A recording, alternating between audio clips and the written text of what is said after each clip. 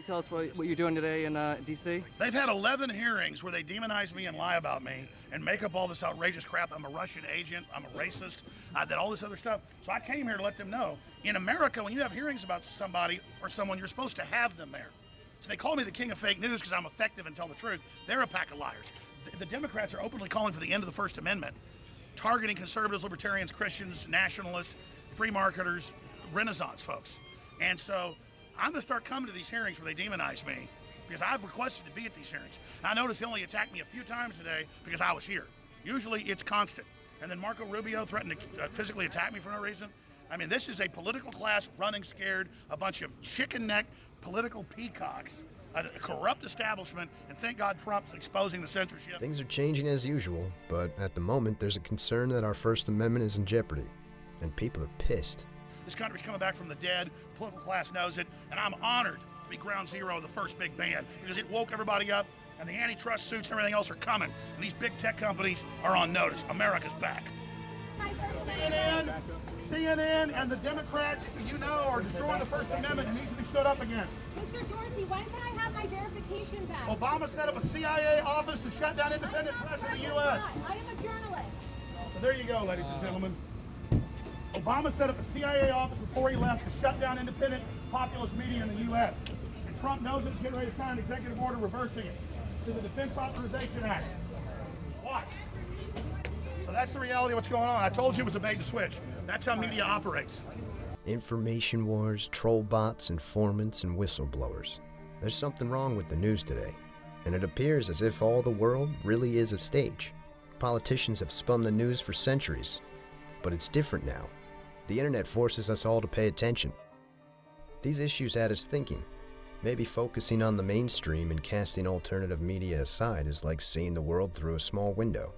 If a person has walls between them and potentially valuable information, how can they be sure they have any story straight? There's really no way for us to know what information is important until we've seen it all. Ignoring certain media outlets could limit your grasp on reality. If you don't believe us, just investigate the social divide that surfaced around the 2016 election. News outlets looked like they were conspiring against each other. We're not the only ones that saw it either.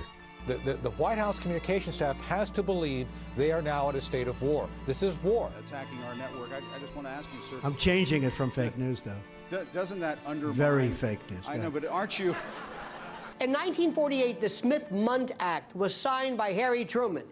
And if you listen to that noise right now, Anya, you hear that rumble? That's Harry Truman rolling over in his grave. Our goal was simple: act as citizen journalists and investigate what some are calling information warfare, or fake news. In order to do that, we studied the slanted commentary around the most controversial stories we could find. And then to understand the motives, we knew we had to interview people with conflicting ideas. We're confident the Russian government at the highest level tried to affect the outcome of the U.S. election. If whenever things are going badly for you and you lose, you start blaming somebody else, then you don't have what it takes to be in this job. And they began to have some of their allies within the internet world, like InfoWars. That's their plan. Put out a bunch of fake news, then come in and go, oh my God, look at all the fake news, and then try to discredit the entire web. You have RT, you have Sputnik, you have Rupley, and then I think you have them feeding other entities. InfoWars comes to mind, where those are echo chambers. When we started this documentary, we anticipated a simple process, but nothing was simple. And suddenly, we were tumbling down a rabbit hole into this wild gonzo-style world where art and reality merge. As spectators to this ongoing battle for our minds, it was all too easy to get lost in time. Before we knew it, tremors from the next presidential election were beneath our feet, and we were still digesting all the hype stories from the last few years. I want to clarify, I'm not an actor. I lie for a living. The reality is no one can hide what they do on the internet or in public anymore. For now, we're all forced to face our decisions. I don't think anyone's worried about the digital footprint they're leaving for future generations. We are now surrounded by digital products and services that are constantly recording everything we're doing, which basically means that a large part of the big data that humanity is generating these days are the digital footprints, or let's call them behavioral residues, that we are leaving behind as we are interacting and interacting with each other and using the devices. In the beginning of our citizen journalist experiment, we were focused on finding a common ground in the chaos that this media epidemic created. Our curiosity only led us to one conclusion. Once you're deep in the rabbit hole, everything looks sensational. Google defines it as presenting information in a way that is intended to provoke public interest and excitement, at the expense of accuracy. We're not trying to be sensational. It's hard not to be sensational in the environment that we're in, but that is not our goal. First, we're going to have to go back. We're going to have to go back really far to kind of grasp the entire concept of fake news and how it started and what humans use it for. We read about President Lincoln's use of the press to deride his political rival James Shields and the duel challenge that it led to. We even found news about Lincoln cracking down on the press with an executive order. Researching the end of the 1800s, we saw the term yellow journalism being used to characterize sensational stories.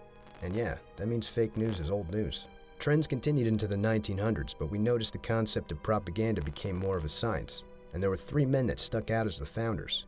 A man named George Creel, who was an investigative journalist that went to work with President Woodrow Wilson, hoping to prevent censorship of criticism with government outreach. Wilson appointed Creel as chairman of the Committee on Public Information, where the 4 Minutemen were created. This group of significant figures volunteered to give 4-minute speeches for the war effort, under Woodrow Wilson's authority.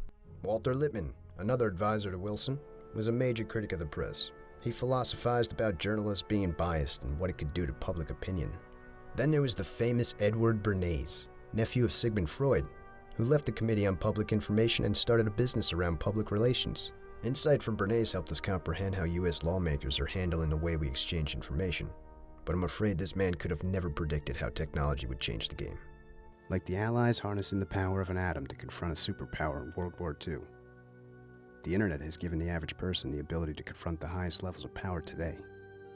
Mindfulness, in essence, is a non-judgmental awareness of the present moment. So what that just basically means is that mindfulness is the ability to notice what's happening in the moment, just as it is, objectively, without bias. Mindfulness is the ability to stay present and focused in this moment, which is the only reality we really have, not being dragged backward into thoughts of the past, regrets, things like that, not being dragged forward into the future, which hasn't even happened yet, but just staying anchored right here in the moment in the actual reality that we have. Let me give you a couple of introductory thoughts here. And this is critical for everybody, especially the kids out there. Remember what Tolstoy said, history would be a wonderful thing if only it were true. And the news would be a wonderful thing if only it were true. Everything that we hear is propaganda. Everything that we hear is a lie. Everything that we see is put through the framework, the matrix, the prism of that which somebody wants you to believe. After World War II, there were a lot of concerns about America's intentions. It was obvious that someone had to provide answers before the concerns escalated into more conflict. With the passing of the Smith-Mundt Act, the U.S. was able to produce media materials for people overseas. A lot has changed since 1948, though, including the laws about information. To find out what the laws are today, you have to look through all the titles in the U.S. Code that have to deal with exchanging information. The laws are complicated, sometimes open to interpretation, and changing all the time. Part of the struggle is the time it takes to develop the whole picture. Civilians have always questioned what their government can and can't do, but they're not alone. This speech from President Eisenhower was interesting to us because he was a military man that understood the importance of an open communication between a government and its people. The potential for the disastrous rise of misplaced power exists and will persist. We must never let the weight of this combination endanger our liberties or democratic processes. We should take nothing for granted. Only an alert and knowledgeable citizenry can compel the proper meshing of the huge industrial and military machinery of defense with our peaceful methods and goals, so that security and liberty may prosper together. Akin to and largely responsible for the sweeping changes in our industrial military posture has been the technological revolution during recent decades. In this revolution, research has become central. It also becomes more formalized, complex, and costly. A steadily increasing share is conducted for, by, or at the direction of the federal government.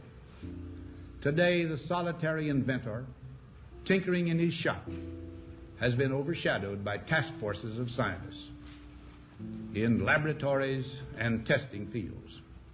In the same fashion, the free university, historically the fountainhead of free ideas and scientific discovery, has experienced a revolution in the conduct of research.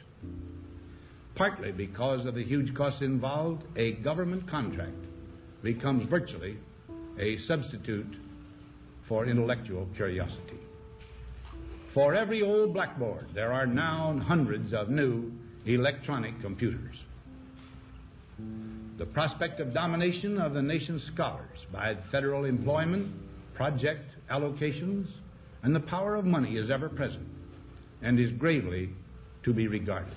I decided that if you could use propaganda for war, you could certainly use it for peace. And propaganda got to be a bad word because of the Germans. So what I did was to try to find some other words. So we found the word Council on Public Relations.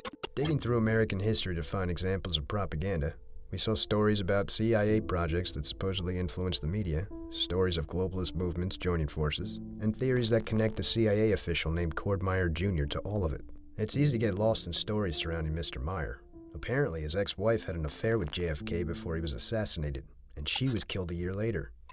The speculation around Mary's diary had us on a trail. This piece of evidence over to a member of the secret agency.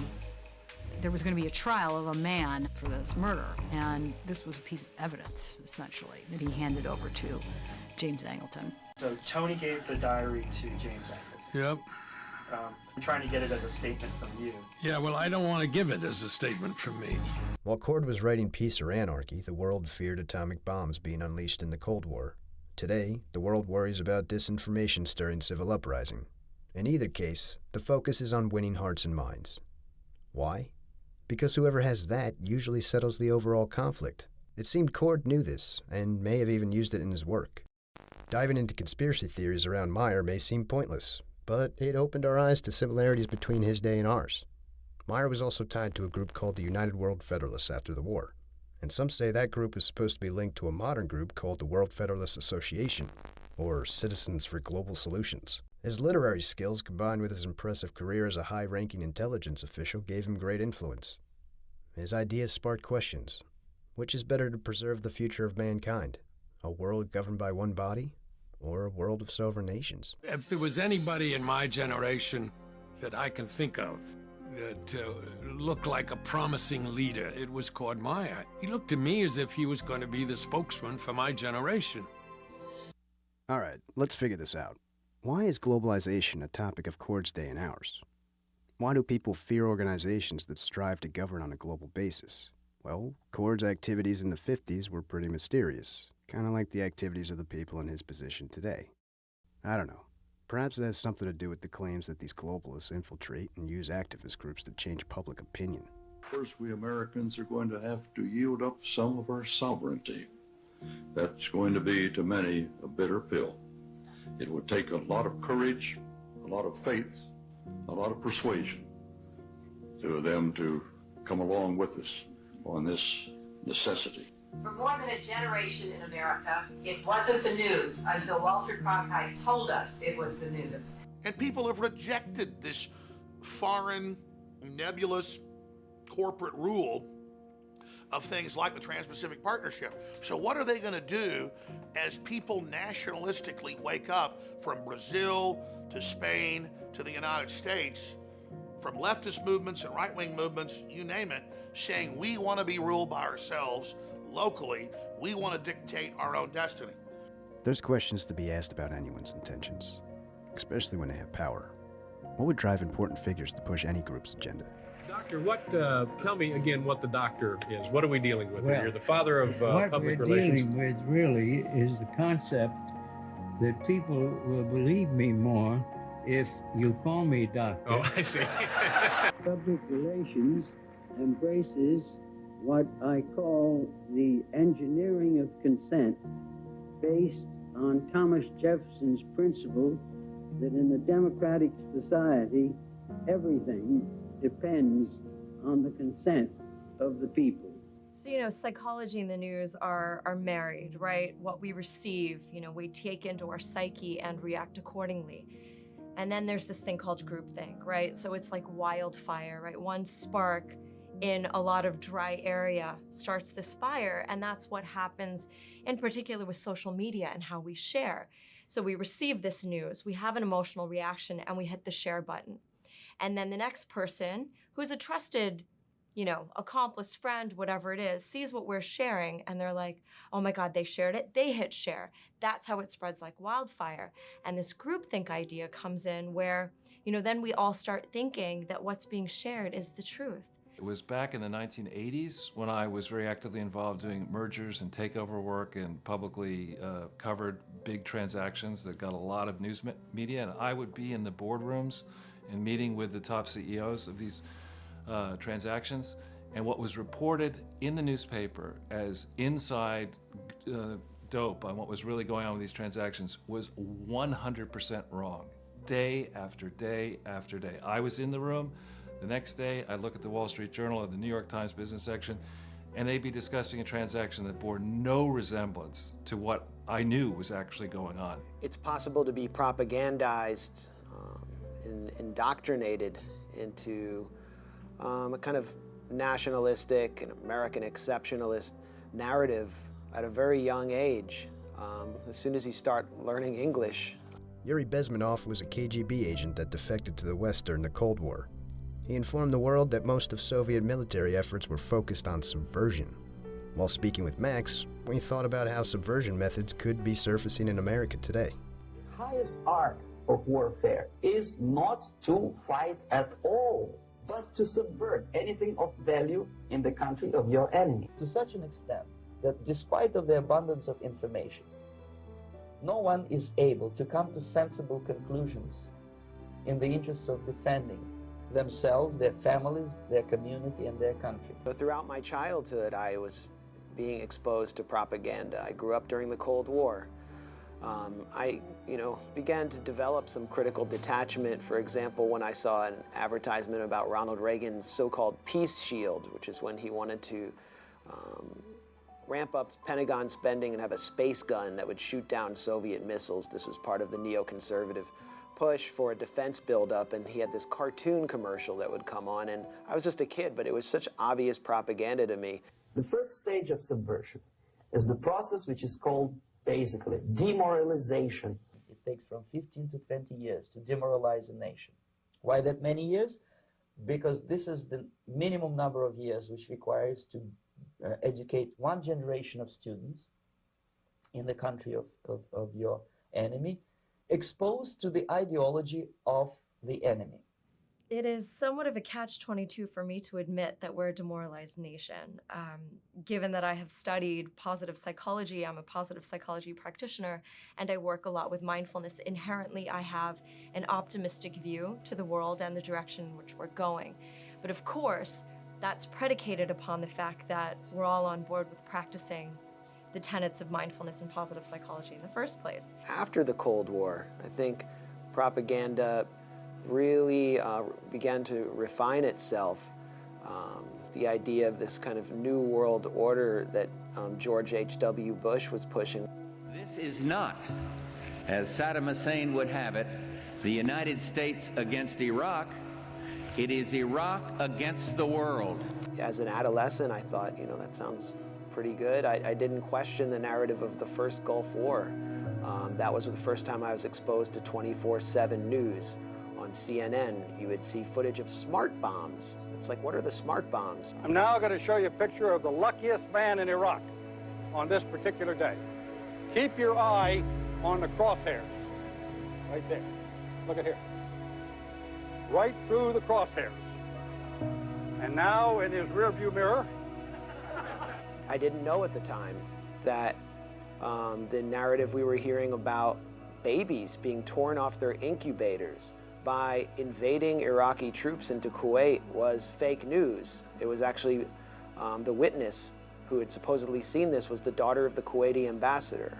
Our final witness is also using an assumed name, and again, we ask our friends in the media to respect the need for her to protect her family.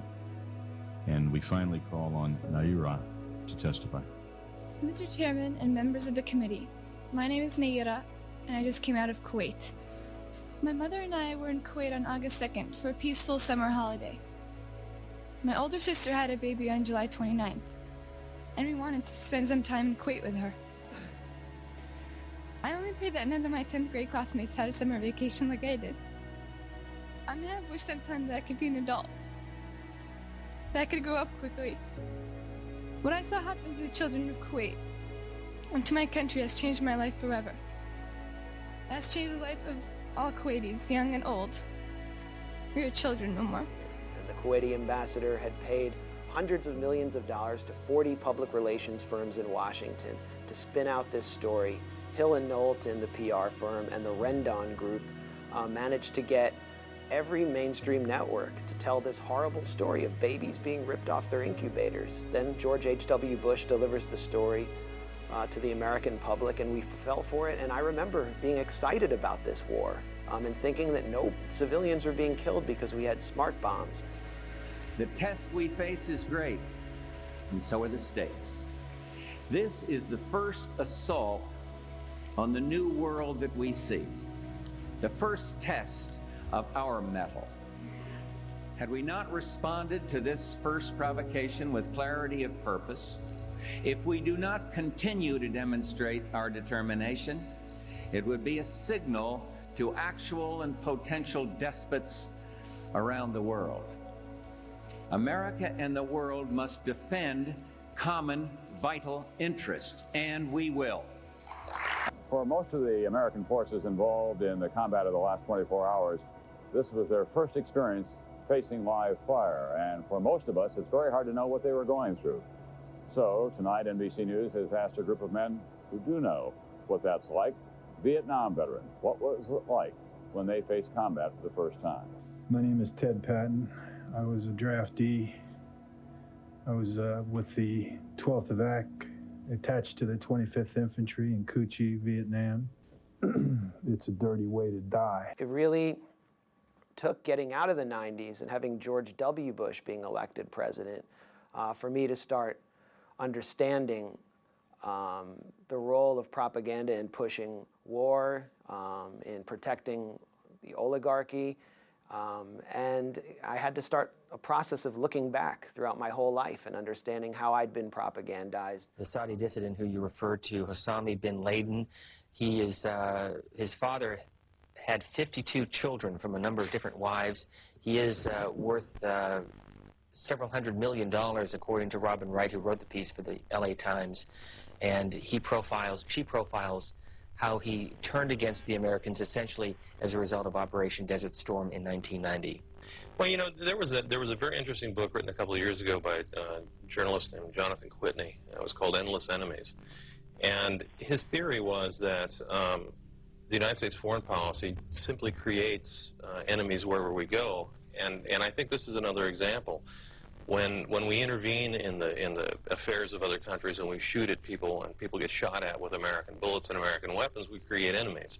And if this is true, that this man turned against the United States government as a result of Desert Storm, we've created another enemy there we might not have had before. You try to not get personal when you talk about all of this. You want to really try to be objective, but it's hard to talk about this without talking about my own personal background. I'm from a very small town in Ohio, and my political development began in the Bush years. We talked about politics in my household. It was, we were Democrats. Most people in my little town were Republicans, but it wasn't that big of a deal until 9/11, until I was kind of thrust into politics. I didn't really have a choice in the matter. Ladies and gentlemen, this is a difficult moment for America. Today, we've had a national tragedy. 2 airplanes have crashed into the World Trade Center in an apparent terrorist attack on our country. I remember at my school we had to become a living flag. We were all assigned a color, and on the lawn of the school we dressed in different colors and we became a living flag, and they took pictures of it and sold it around the town. It was kind of a corny thing that they did. And it was just, I was constantly being pushed into doing things that were deeply political. Once we had a better understanding of propaganda and how it's used, we started breaking down how the internet is shaping a generation right in front of us. Millennials have been exposed to more propaganda from more cultures around the world than any generation before them. What does that mean for society? After 9/11 happened, we were being told that, we were attacked by Muslims who hate our freedom. And that just didn't seem right to me. It seemed like there was something more to the story. And I suddenly was asking questions about what was going on. And then, of course, there was the call to invade Iraq.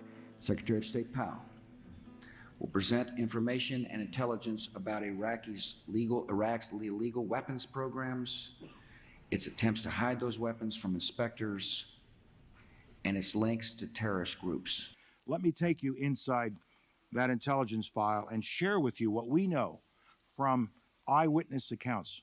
I was looking up and learning about what was going on in the world, and I learned that Saddam Hussein was a Ba'ath socialist, a secular leader, and that Osama bin Laden was a fanatical Muslim. The idea that these two were aligned didn't seem to make any sense. And again, whenever I kind of brought these points up, people just didn't seem interested. Everyone was just kind of like, well, we've been attacked, let's wave the flag, let's go along with it. And I was asking questions.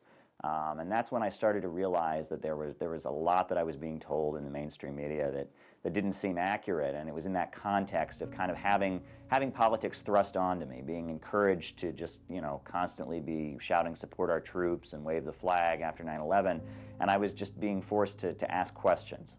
If you're so happy to hear me getting censored, are you really a liberal? You're an authoritarian. You can't compete with my ideas, so you call me a Nazi, though you can't produce any proof of me being a Nazi.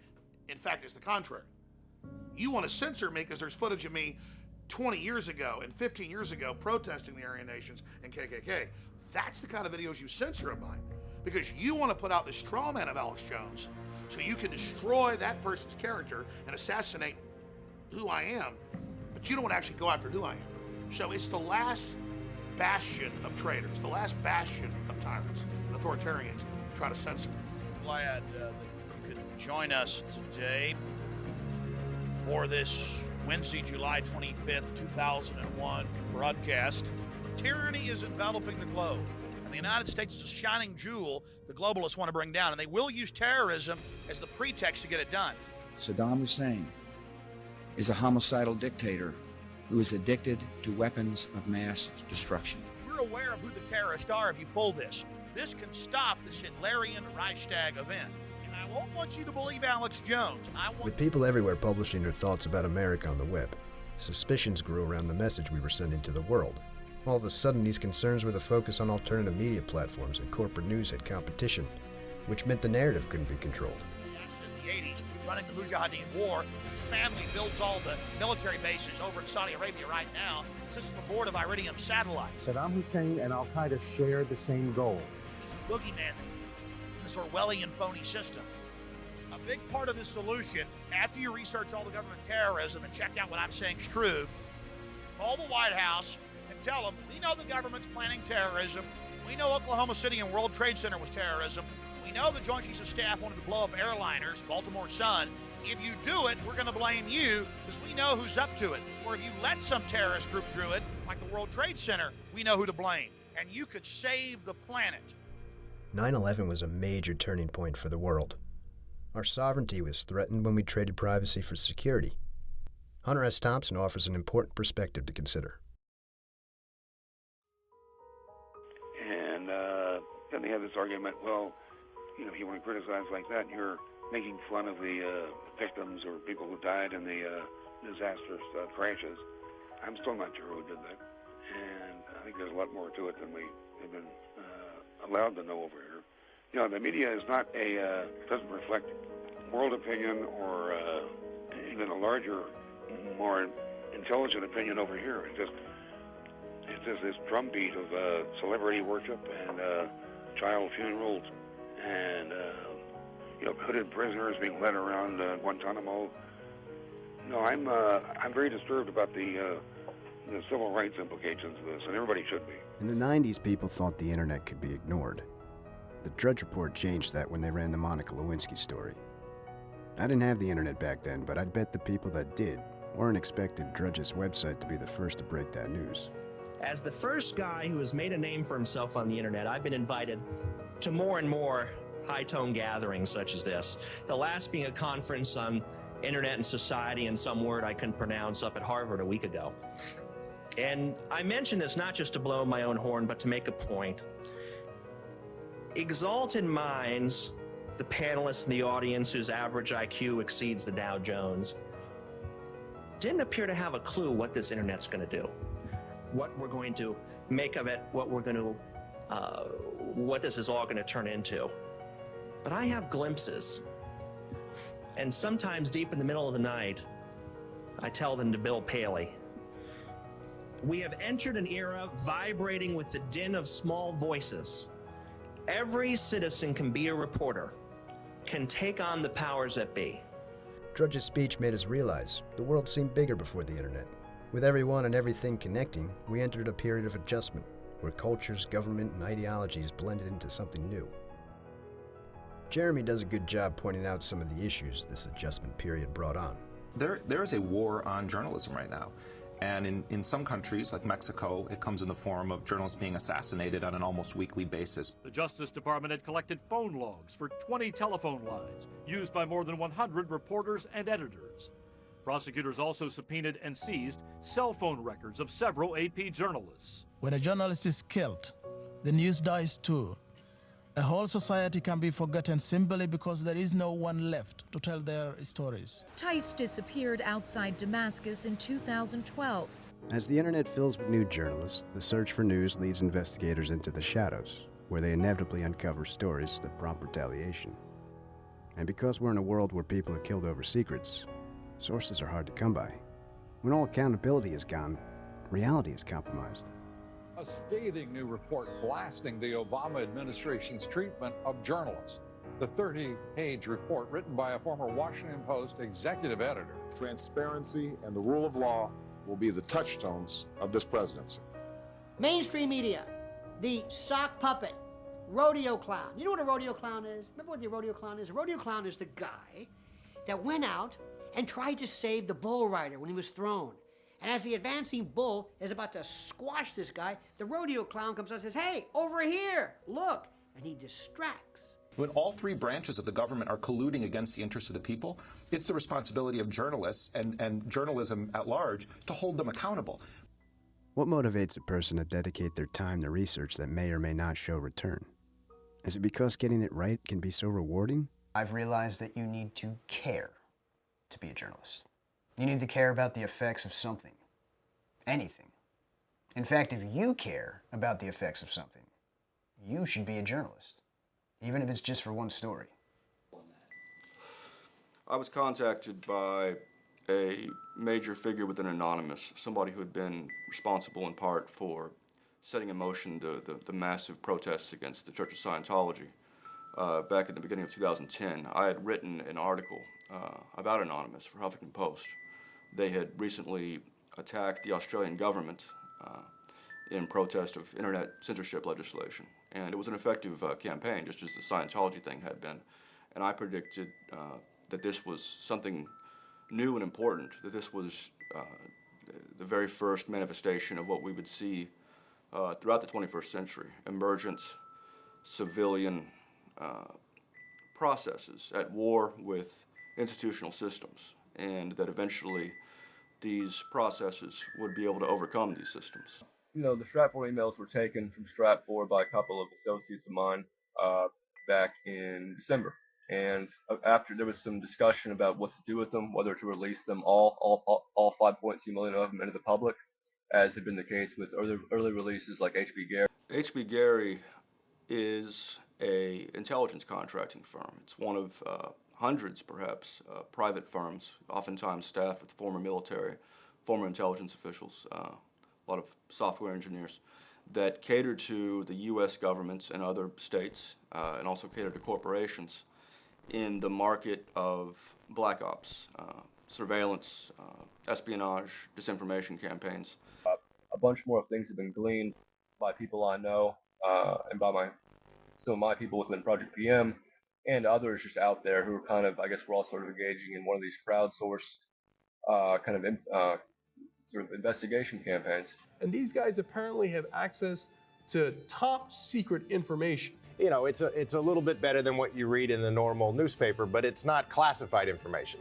If these were all really ethical people who thought, you know, long term and who were intellectually honest and who were competent, we'd have a lot less to worry about, you know, no matter how high end these capabilities keep getting, and they are getting very high end. They were looking for an informant who knew information about Hugo Chavez, right? Mm-hmm. And he says of this informant, if this is a source you suspect may have value, you have to take control of him.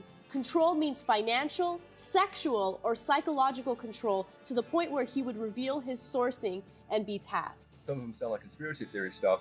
It makes the public less and less equipped to really understand why we should all be frightened by this. Is this going to get worse in 2012? I think so.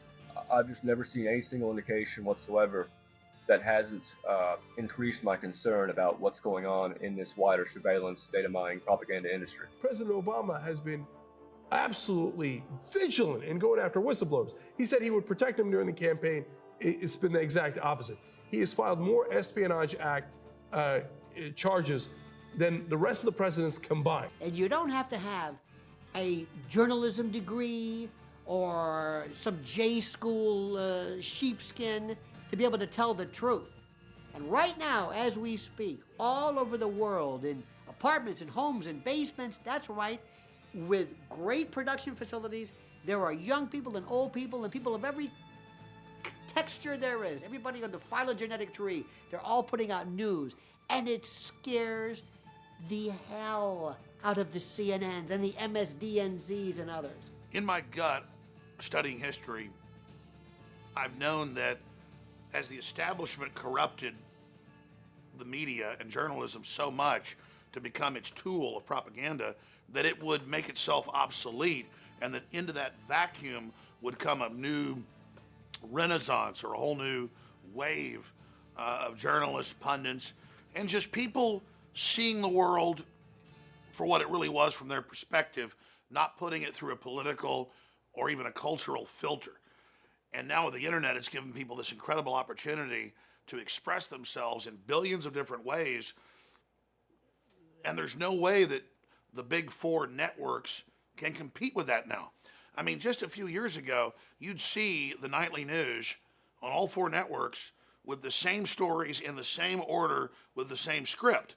A child's happiness is priceless, especially on a birthday. A child's happiness is priceless. Especially on a birthday. And we know that was beyond the CIA and Project Mockingbird, which was admittedly government control over mainstream media. If you don't know what Mockingbird is, you're probably an American. It was the corporations so closely aligned in the agenda they wanted that the corporate bosses were getting together and were actually involved in a form of technocracy or private corporate governance through a mass electronic system to program and control the public. So we're already really seeing the organic rebellion against the centralization of culture long before we were supposed to have this big fight with AI. The internet itself interfacing with humans is what's actually overturning the older technotronic system. I like interviewing people, and I realized that a friend of mine knew Andrew Breitbart. And at the time, Andrew was like the most hated person on the right. He was the most despised individual out there. And so therefore I wanted to interview him because that's inherently interesting to me. So I called up Andrew, and the first time we talked for 3 hours. We hit it off immediately. He was not at all who I expected him to be. We talked about Depeche Mode and the Smiths and 80s music that we liked, and we talked about our kids, and we talked about politics and stuff too. But he was a big Letterman fan. He's a big Howard Stern fan, a Hunter Thompson fan and stuff. And so the guy wasn't who I expected him to be. Countless people, from Michael Medved to Dennis Prager to Sean Hannity, are showing people or granting people a perspective or the alternative reality from the mainstream media. He was working for the Drudge Report when the Monica Lewinsky story broke. One of the key, basically the birth of modern new media digital journalism, right? The Huffington Post was his idea. Andrew Breitbart then, after he left the Drudge Report, worked for Arianna Huffington, where it was his idea. He went to Arianna and he said, you need to use your golden Rolodex to create the Huffington Post. And again, the birth of the Huffington Post, major milestone in the history of digital journalism. We're now 20 plus years into this new media revolution, and the difference is there is open media warfare. To understand why there was hype around Andrew's death, you'll have to look into what motivated him. And these kids I feel sorry for here, who are sitting around with their gender studies degrees and $200,000 in debt, crying that the system failed them, and they did. They won't be able to afford their first down payment on a house until they're 45 years old. The journalism departments are a political front operation in order to create a social justice, economic justice movement that uses journalism, accredited journalists, as a means to create the American narrative.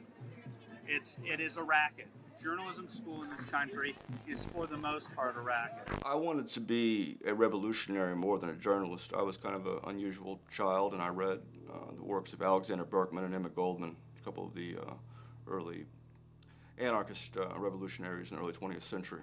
And but I was interested in writing, and I determined that journalism would be the best manner by which to bring changes about. Later I realized I was wrong, and that journalism only goes so far, and that's why I unbecame a journalist. Battles in the press elevated citizen journalists from all sides to center stage in the political sphere. That Barack Obama met a bunch of silver ponytails back in the 1980s, like Bill and Bernadine Dorn. That there is no one left. But the FBI does not agree, although agents have given up intense hunts for the radicals. Mr. Ayers is not involved in my campaign. He has never been involved in this campaign, and he will not advise me in the White House. I knew Barack Obama, absolutely, and I knew him probably as well as thousands of other Chicagoans. And like millions and millions of other people worldwide, I wish I knew him better right now.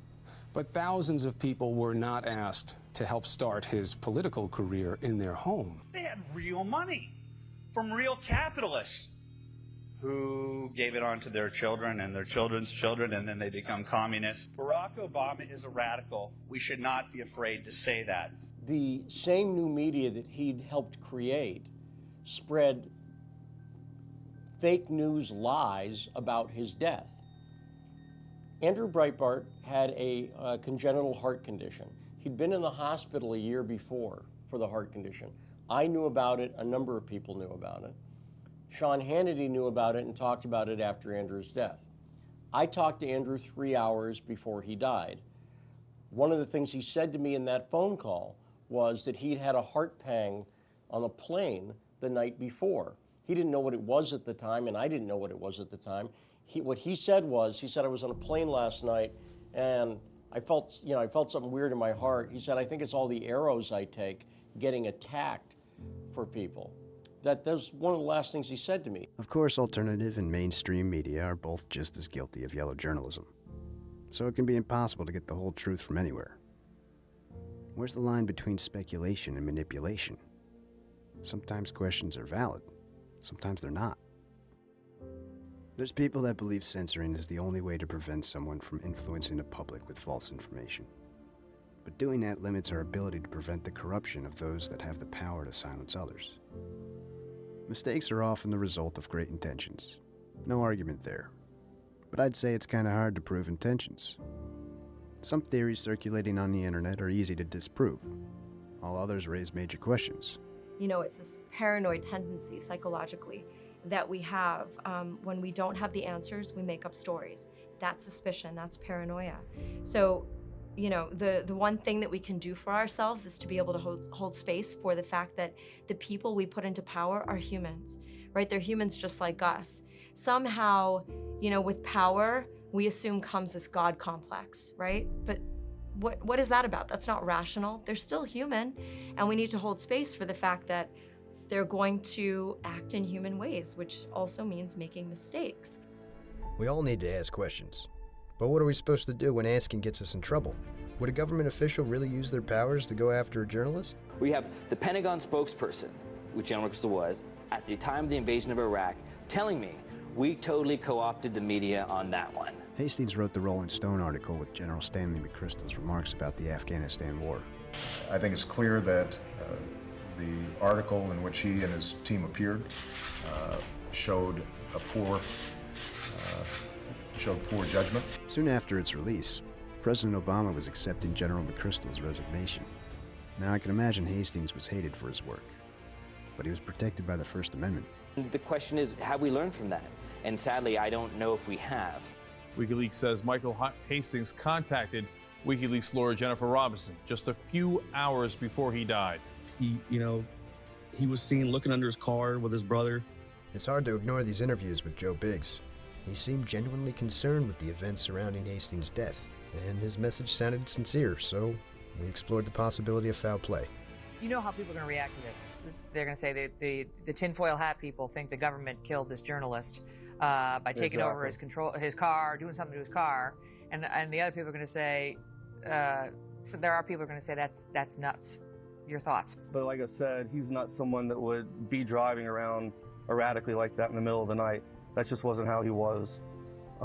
So that just leaves a lot of questions and a lot of digging that need to be brought up and answered. I'm not going to speculate and say I think anything because that's just going to make me look crazy. The Obama administration has clearly declared war on the press. It's declared war on investigative journalists, our sources. I think the only recourse to this kind of behavior by the government is to say back to the government, we declare war on you. What was Hastings investigating before he died that would lead people to think he was murdered? Do you subscribe to any of this? Do you have any idea really what may have happened? I have no doubt that he was pursuing a hot story. He always had at least 5 hot stories going. That was Michael. So, and he also, there will be published his profile of John Brennan in an upcoming issue of Rolling Stone, probably in a couple of weeks. Because no one else is going to defend the press. The theories around Hastings' car accident had us following crumbs that led us to dozens of stories of activists exposing the wrongdoings of companies like Stratfor. For those who don't know, Stratfor is a private intelligence company that some are calling a shadow CIA. I didn't know. I didn't think I needed to know until now. A professor of philosophy at Northwestern University has been tracking the case of Barrett Brown and wrote a Nation piece about him, the strange case of Barrett Brown. Democracy Now! Is one of the few news outlets that covered the fallout of the Stratfor hacks. So the FBI raids his home, and he ultimately is arrested. He faces 100 years in prison. Yeah, if you add up all the charges, and if he serves them sequentially, it'll be 105 years in prison. Yeah, that's right. The first grand jury sort of secret search warrants for my online communications were requested very shortly after we had revealed the DOJ's involvement in the Team Themis scandal with H.P. Gary and these other firms. Over time, we knew, all of us knew that we were being monitored in different ways and that we were being pursued. Thanks to another fucking stroke of luck, thank God, that H.B. Gary, since mid-February, had hired an FBI informant who was already an FBI informant, already had been bitching to the FBI about this other nonsense about Greg Hausch for fucking years. They paid FBI informant, who the FBI purchased supplies for, or paid, gave some money to buy supplies, because she was so helpful to them in making shit up and thinking up reasons to raid Barrett Brown and get his information they wanted for other reasons. That she was in the employ of fucking H.B. Gary. And working straight with Greg Hogan, the fucking CEO, who's already been caught last year. There were hacks against our infrastructure.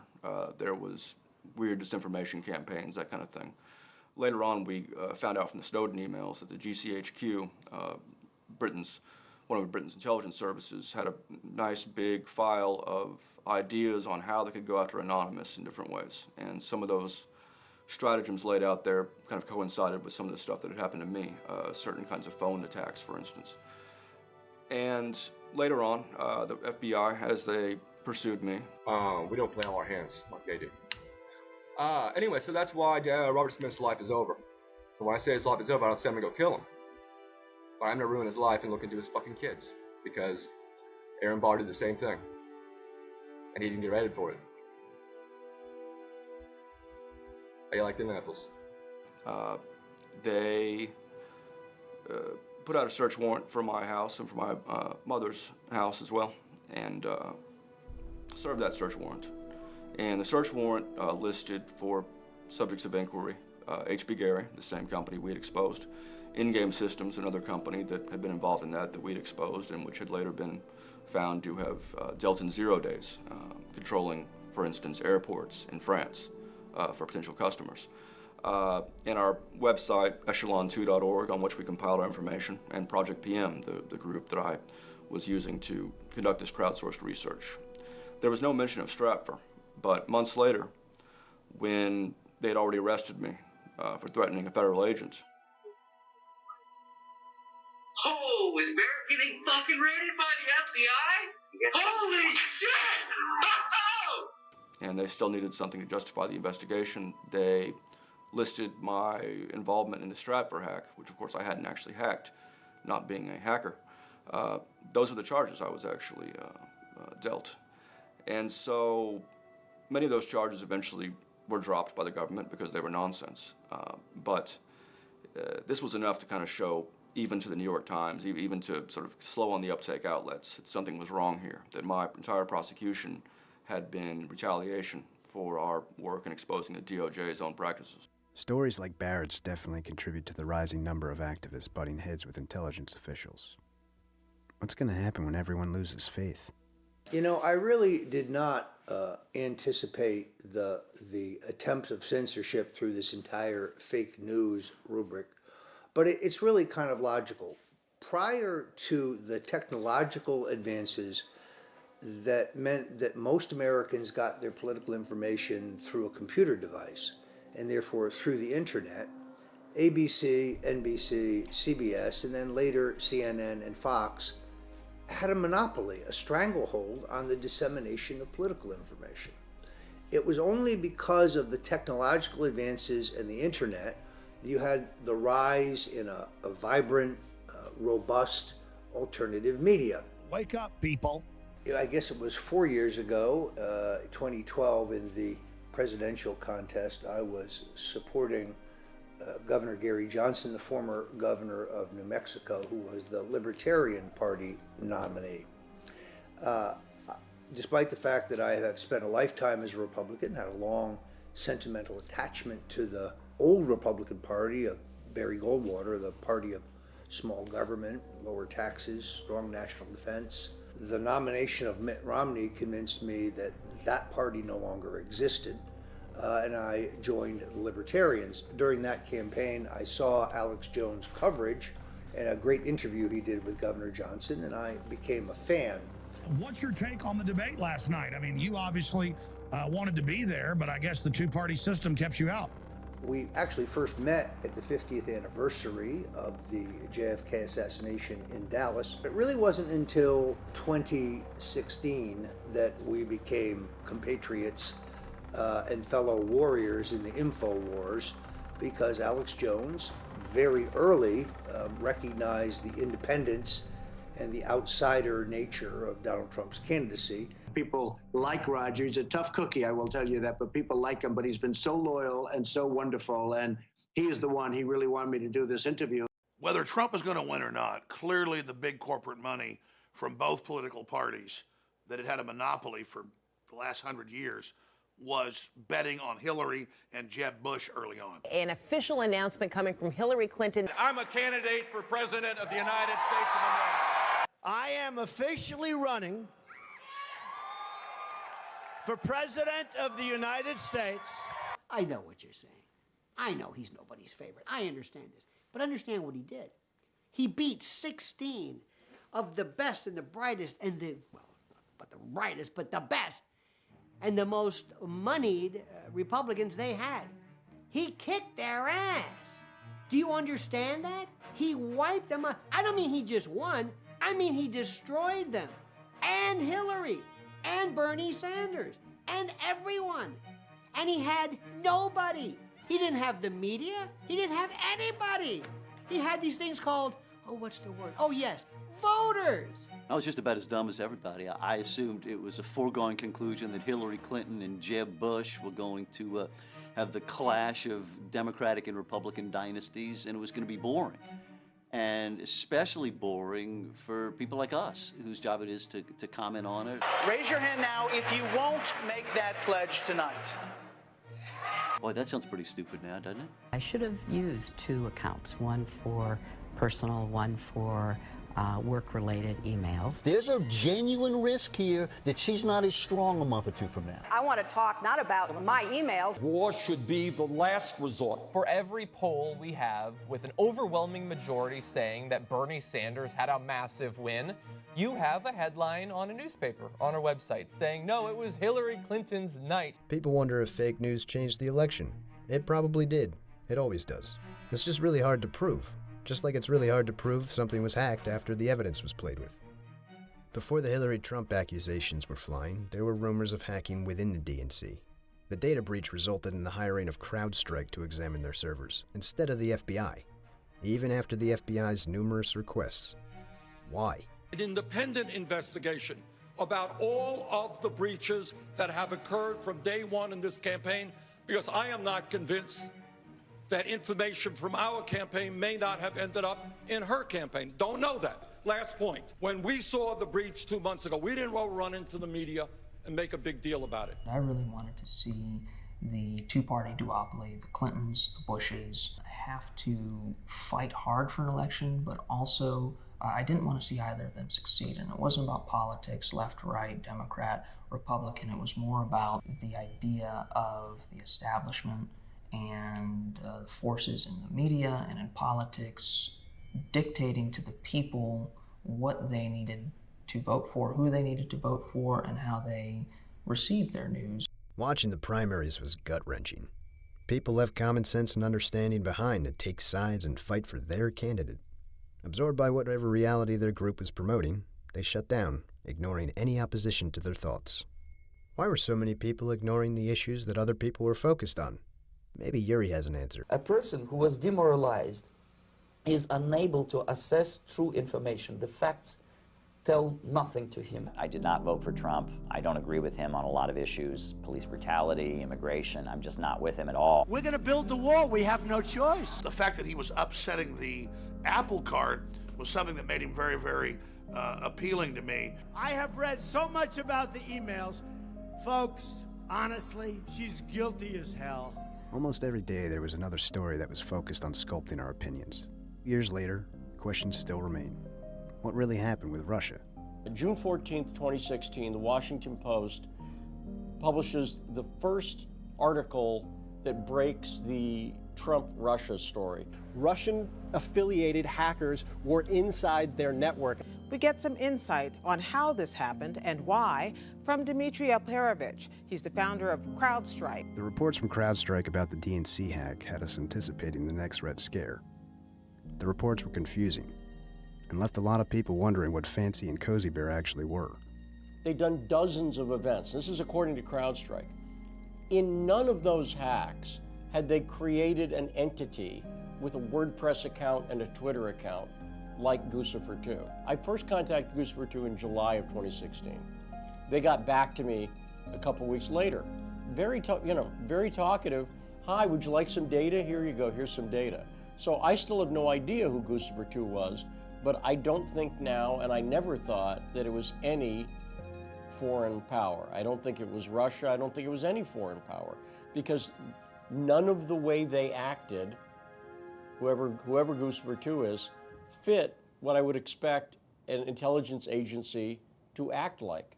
In other words, the MO, the modus operandi of these hackers had been set. They would basically go in, they'd get data, and then they'd put it out. But this one was suddenly different. Despite Dmitry's attempt to be transparent in this interview, suspicions grew.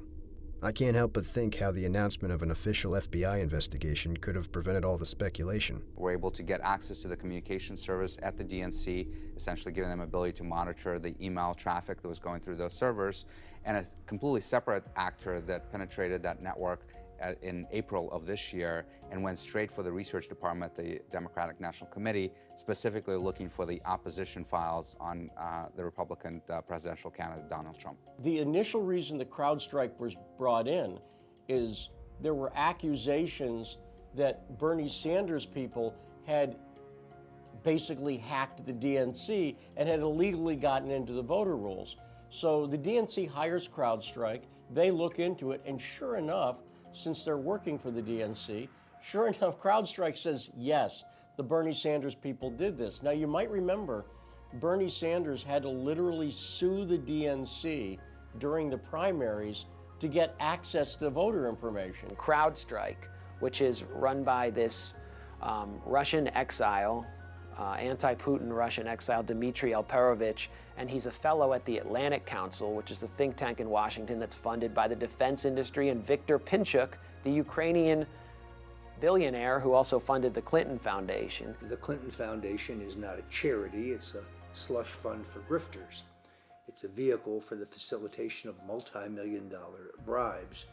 The Bushes and the Clintons have worked very closely together to enrich each other through their phony charities where most of the money disappears. Many Clinton charities, it's not just the one, they all have to report. There's a lot of information in the public domain. They can't get away with their typical approach of saying, this is confidential, we're not going to tell you. You have to tell the public what you're doing.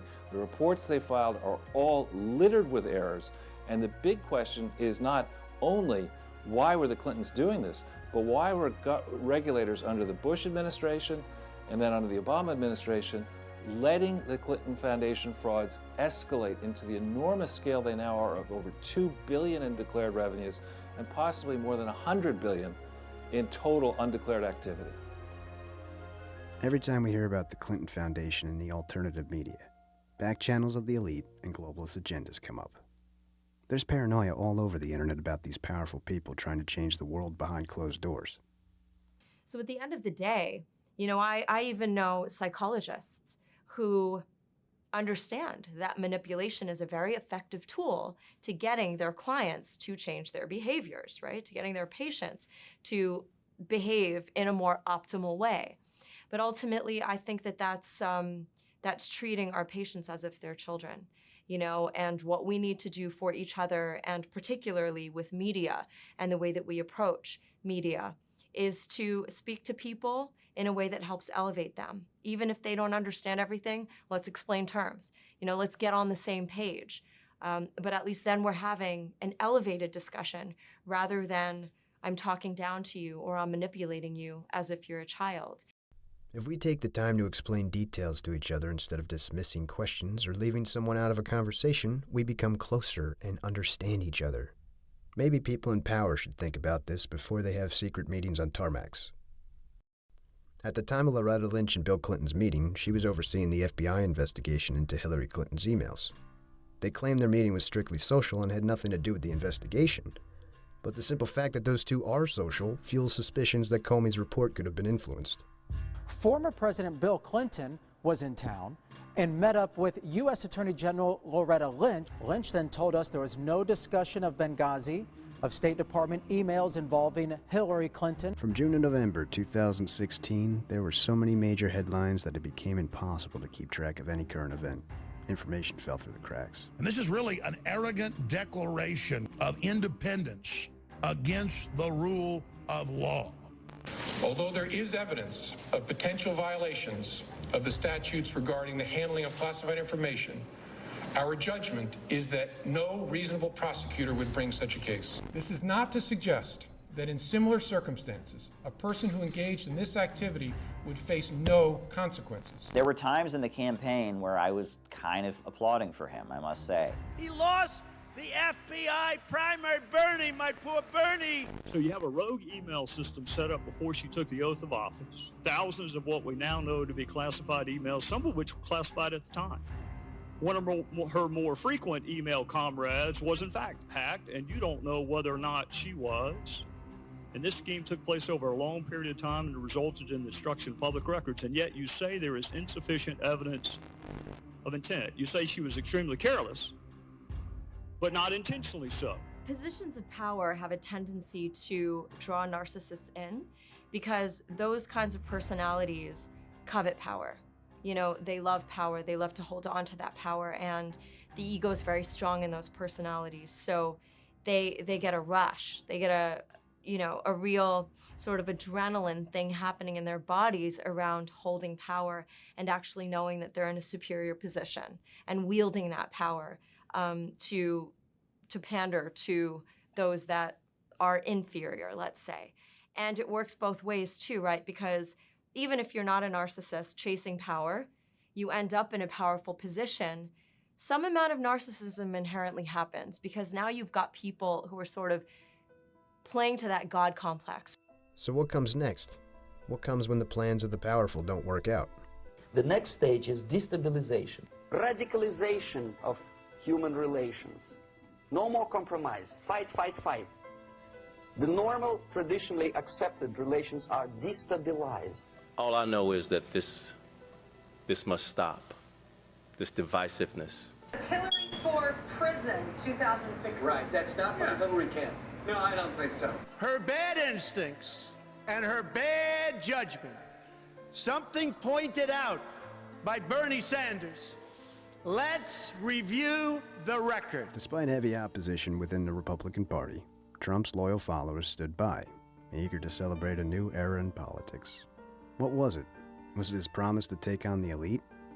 Or were people actually convinced his business before politics attitude would stop the global consolidation of power? Americanism, not globalism, will be our credo. Days after the Republican National Convention, WikiLeaks dropped some news that led to drama in Philadelphia. I asked and demanded Debbie Wasserman Schultz's resignation many months ago. It was boisterous on the floor, I will definitely give you that. And you're saying this is a symbolism of the death of the Democratic Party due to the fact that the DNC and democracy... United together? Right. Now it's a joke. In the minds of millions of Sanders supporters, the DNC has proven that they do not care about the people they are supposed to represent. And when it comes from the DNC chief financial officer, not some, low-level person, we got a problem at the DNC. When an aide reported to Wasserman Schultz, Sanders vowed to remain in the race to the end. The DNC chair replied, spoken like someone who has never been a member of the Democratic Party and has no understanding of what we do. She really lost credibility over the past couple of years, especially with the rise of Bernie Sanders and what we saw happen to Bernie with all the trickery and all of the, frankly, illegal stuff that they did to steal the nomination from him. Debbie Wasserman Schultz's star has fallen. She is persona non grata at most events in Florida among the Democratic Party. They don't even want her on the headliner for fundraising. People aren't calling for endorsements anymore. It's been a long fall, and it's only going to get worse for her. The Clinton campaign cast the emails and the sentiments they captured as irrelevant to the outcome of the nomination battle waged this spring. The choice is clear, my friends. After the WikiLeaks saga, I think myself and many people that I know were deeply agitated, to put it mildly. And that's because a lot of the trust that we had placed in the way that our elections are run in a democracy, which, should go hand in hand with fairness, right? Justice. It felt like that wasn't the case. It felt like we couldn't trust the way that we're voting and the outcomes that happen as a result of our voting. So speaking of being demoralized, right? That was happening en masse with people who I think just felt like, what's the point of voting? Listen carefully. I'm a lawyer by profession, okay? And I know this thing about proof. The thing that amazed me about WikiLeaks was that they never talked about whether what WikiLeaks ever advanced was true. Authenticity and authenticating the issues were never a product. See, I don't really give a damn kind of where you got it from. Is it true? Is it true? They never talked about that. I don't think anyone voted for Trump because of WikiLeaks. I think that's a little bit absurd. I don't think I met anyone who said, well, I was going to vote for Hillary Clinton until I saw those WikiLeaks. I don't think so. I think that perhaps the Bernie Sanders base was able to hold up something and have proof of what a lot of them knew in their guts, which was that it was rigged against them. And I think that that's what the revelations from WikiLeaks did. I think it had that impact. It gave them, a smoking gun. It was hard to see what WikiLeaks was actually doing because of all the talk in the media. But this NBC interview cleared some things up. Maybe Roger Stone was just investigating like everyone else was. There really is nothing new about the U.S. and Russia spying on each other. Because I had a source who told me in early August that WikiLeaks had a massive amount of information about Hillary Clinton that was devastating. I know you have there's a lot of speculation that you have more information. And that source continued to tell me through August, September, that this was coming. Are you timing your leaks for maximum impact on the Clinton campaign? I didn't hear this from Julian Assange. I heard it from a source who heard it from Assange or someone in the Assange camp. But more importantly, on July 31st, long before I predicted it, WikiLeaks tweeted the following. We're timing our leaks to make sure that A, that they're verified, that we keep our 100% track record, B, that they're formatted, indexed, in a position where investigative journalists can use them, where the public can use them, where lawyers can use them as pristine documents, where prosecutors can use them. We have a great track record of contributing to hundreds of legal cases and prosecutions, let alone what happens in terms of political accountability. That's how we choose our timing. Hardly a state secret. How either one of those things constitutes collusion with the Russians, I don't know. The closer we got to Election Day, the more overwhelming the battle between the left and right became. WikiLeaks wasn't the only group attacking Hillary, and Hillary wasn't the only one bashing Trump. First of all, it's rigged. And I'm afraid the election's going to be rigged, I have to be honest. Of course the elections will not be rigged. What does that mean? ISIS will hand her the Most Valuable Player Award. Her only competition is Barack Obama. Hillary Clinton attacked InfoWars because John Podesta and her advisors basically saw it as the lead elephant to take down. They knew that we had broken a lot of big stories that had damaged them in the past, that had exposed their fraud, and the fact that they were so disingenuous. A man with a long history of racial discrimination who traffics in dark conspiracy theories. We've been foes for 20 years by even that period of time. But also because I come off as a little bit wild and shoot from the hip sometimes, they thought I was weak. Alex Jones, who claims that 9/11 and the Oklahoma City bombings were inside jobs. He even said, and this really just is so disgusting, he even said the victims of the Sandy Hook massacre were child actors. They thought because I wasn't scripted and didn't have these big think tanks behind me, that I'd be a good poster boy for what they called fake news or the dark heart Alex Jones. And that they could then assassinate my character and use that to assassinate the character of all new independent media, be it left, right, center, libertarian, religious, agnostic, it didn't matter. In September, I started to wonder if the Democrats hadn't nominated the weakest candidate in my lifetime. You could put half of Trump's supporters into what I call the basket of deplorables. The way that the election was being covered wasn't really reflecting the mood of the public, which was a very anti-establishment mood. It's a policy that's shared by Hillary Clinton, whose campaign converged with the deep state. Hillary Clinton's State Department was very much involved in the arming of the Syrian rebels, the training of Syrian rebels as proxy forces. Weapons flows going over to Syria being pushed by Hillary Clinton into jihadists within Syria, including ISIS.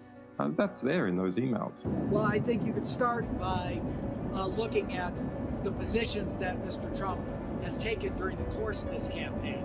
One more consistent with Russian foreign policy. WikiLeaks is the greatest thing that ever happened. WikiLeaks, isn't it sad that our mainstream media should have been doing this the whole time? Where were they? A group of pro-Clinton political operatives talking about stirring up trouble and provoking violence at Trump rallies. Who's really inciting violence at these rallies and protests? You can't unsee what Anderson Cooper's about to show you, no matter what people call it. If anyone's willing to stage anything to manipulate your opinion, how can we trust any campaign? We're starting anarchy here. People from the Democratic Party and the Democratic Party apparatus and people from the Clinton campaign. They have hacked American websites, American accounts of private people, of institutions. Then they have given that information to WikiLeaks for the purpose of putting it on the internet. This has come from the highest levels of the Russian government, clearly from Putin himself in an effort, as 17 of our intelligence agencies have confirmed, to influence our election. In particular in Chicago, people were hurt and people could have been killed in that riot. And that was now all on tape, started by her. Nobody's really supposed to know about me. So the Chicago protest, when they shut all that was us. It was more him than me, but none of this is supposed to come back to us because we want it coming from people. We don't want it to come from the party. It really does come down to what kind of country we are going to have. So sad when she talks about violence at my rallies, and she caused the violence. Me and I did the Chicago Trump event where we shut down the light bulbs. Yeah. All the stories around Russian news interfering with our election made it seem like they got Trump elected. But the polarized tone seen all throughout American media is just as easy to blame. We can't accuse Russia and then ignore all the ridiculous media that was created by each campaign. It's very interesting to me that so many senators, so many congresspeople, and a lot of American political figures are obsessively engrossed in the idea of Russia meddling in our elections, because what has the U.S. done for decades, and some would argue hundreds of years? We've been meddling in other people's elections. Donald Trump is uniquely unqualified. The notion of what it meant to make America great took center stage after the election results were in.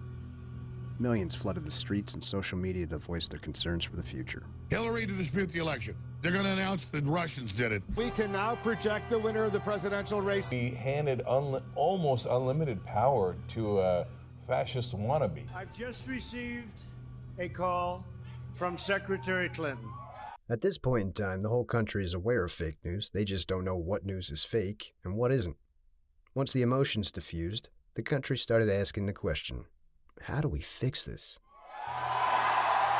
So-called fake news can have real-world consequences. And the military apparatus of this country is about to be handed over to scum who are beholden to scum, Russian scum. It really was the big news corporations' fault that Trump won. They gave him a lot of airtime. They treated him as a joke. And in the end, what they did was that they gave hate a giant platform. I think that we are in a rough period right now. And the problem isn't that Americans are any dumber than we used to be. It's that the news that we get and the public conversation that we have is put through such an intense ideological lens at this point. It takes 1 minute and 40 seconds before President Obama even looks at Trump. Say, all right, there's this piece. Let me take a second here before I hit the share button or before I have an emotional reaction. Let me take a pause, and that's mindfulness, right? The ability to cultivate space between the thing that's triggering us and our reaction to it, and allowing us to take that pause and then say, all right, do I have other perspectives in my brain somewhere that I've heard or that I know of that might either balance this, support it, or disagree with it? It's very hard to define what fake news is, right? Is fake news, is it reporting something that's completely false? Is it lying through omission? Is it phrasing things in a way that are against the main? What is fake news? I don't really know what fake news is. Fake news was one of the sources of blame that, if people had just been adequately informed and they knew the truth that the mainstream media has been telling them, that the legitimate media of Wolf Blitzer and Thomas Friedman have been telling them all along, then they would have made the right decision, but they were tricked by these dodgy news sites, and that flowed effortlessly into the anti-Russian hysteria. The Washington Post is distancing itself from an expert group it used as a source for an article on fake news and so-called Russian propaganda. The Washington Post accused 200 US news sites of being, quote, routine peddlers of Russian propaganda. The list it was referring to was put together by a little-known collective called Prop or Not. I only look at Washington Post whenever it's like whenever I watch mainstream media, is to see what kind of lunacy they're perpetuating. I also want to go back historically, because there's been a lot of talk always to Watergate. That was 45 years ago. The Washington Post used to really be something. Now that Bezos came in and basically just robbed it of its soul, I don't pay attention to it. But here is something. Prop or not, they couldn't even explain who it was. They couldn't even verify it. Such horse shit. But anyways, that's not for the movie. These people, man. You can put it in there if you want, but it's like saying I'm not a Easter bunny from Mars, you know. So what are you going to do when the world wakes up to the fact you're a globalist and that you're controlling America for the multinational combines, and you've been so arrogant you've written hundreds of books and thousands of white papers admitting it? What are you going to do? The old enemy, the Russians, yes, and they're communist, and they're going to get us, and they're under every table and every bed. And we're coming into an era in which many different parties with an array of powers, economic and political, are going to have previously inconceivable abilities to manage the conversation, to manufacture events, and to otherwise further torture our information stream beyond what it's already endured from our own media's incompetence. The deep state, the two-party duopoly, the elites of both parties who really have only one political philosophy are still in shock. First, they tried to argue that the popular vote should have elected Hillary. Now, I thought this was interesting because I had written a piece for The Hill, a newspaper, about voter fraud and my concerns that the computerized voting machines that are in wide use across this country are very easily hacked and manipulated. And I was widely derided as a conspiracy theorist, as a nut job, and so on. Media Matters for America and the criminal David Brock, who runs it, was particularly vicious in the attacks on me. Fast forward, Trump wins the election. Hillary Clinton and Jill Stein file a request for recount in Wisconsin, Michigan, and Pennsylvania. On the due date for their argument, they have only one. With these machines, which are extremely unreliable, prone to error and human error and machine error, as well as to hacking. Such is the hypocrisy of the Clintons. Facebook has just officially declared war on the truth and dissent. President Obama signed the National Defense Authorization Act into law. Within the NDAA is another law known as the Countering Disinformation and Propaganda Act. Now, this act was initially introduced by Senators Rob Portman, a Republican from Ohio, and Democrat Chris Murphy. Countering propaganda, whether it come from Russia or China or other sources, isn't about trying to substitute ideas coming from Moscow about the direction of a nation with ideas coming from Washington for the direction of a nation. It's to make sure that the information is available for people abroad to make decisions for themselves. This is a really slippery slope. To me, this violates the First Amendment.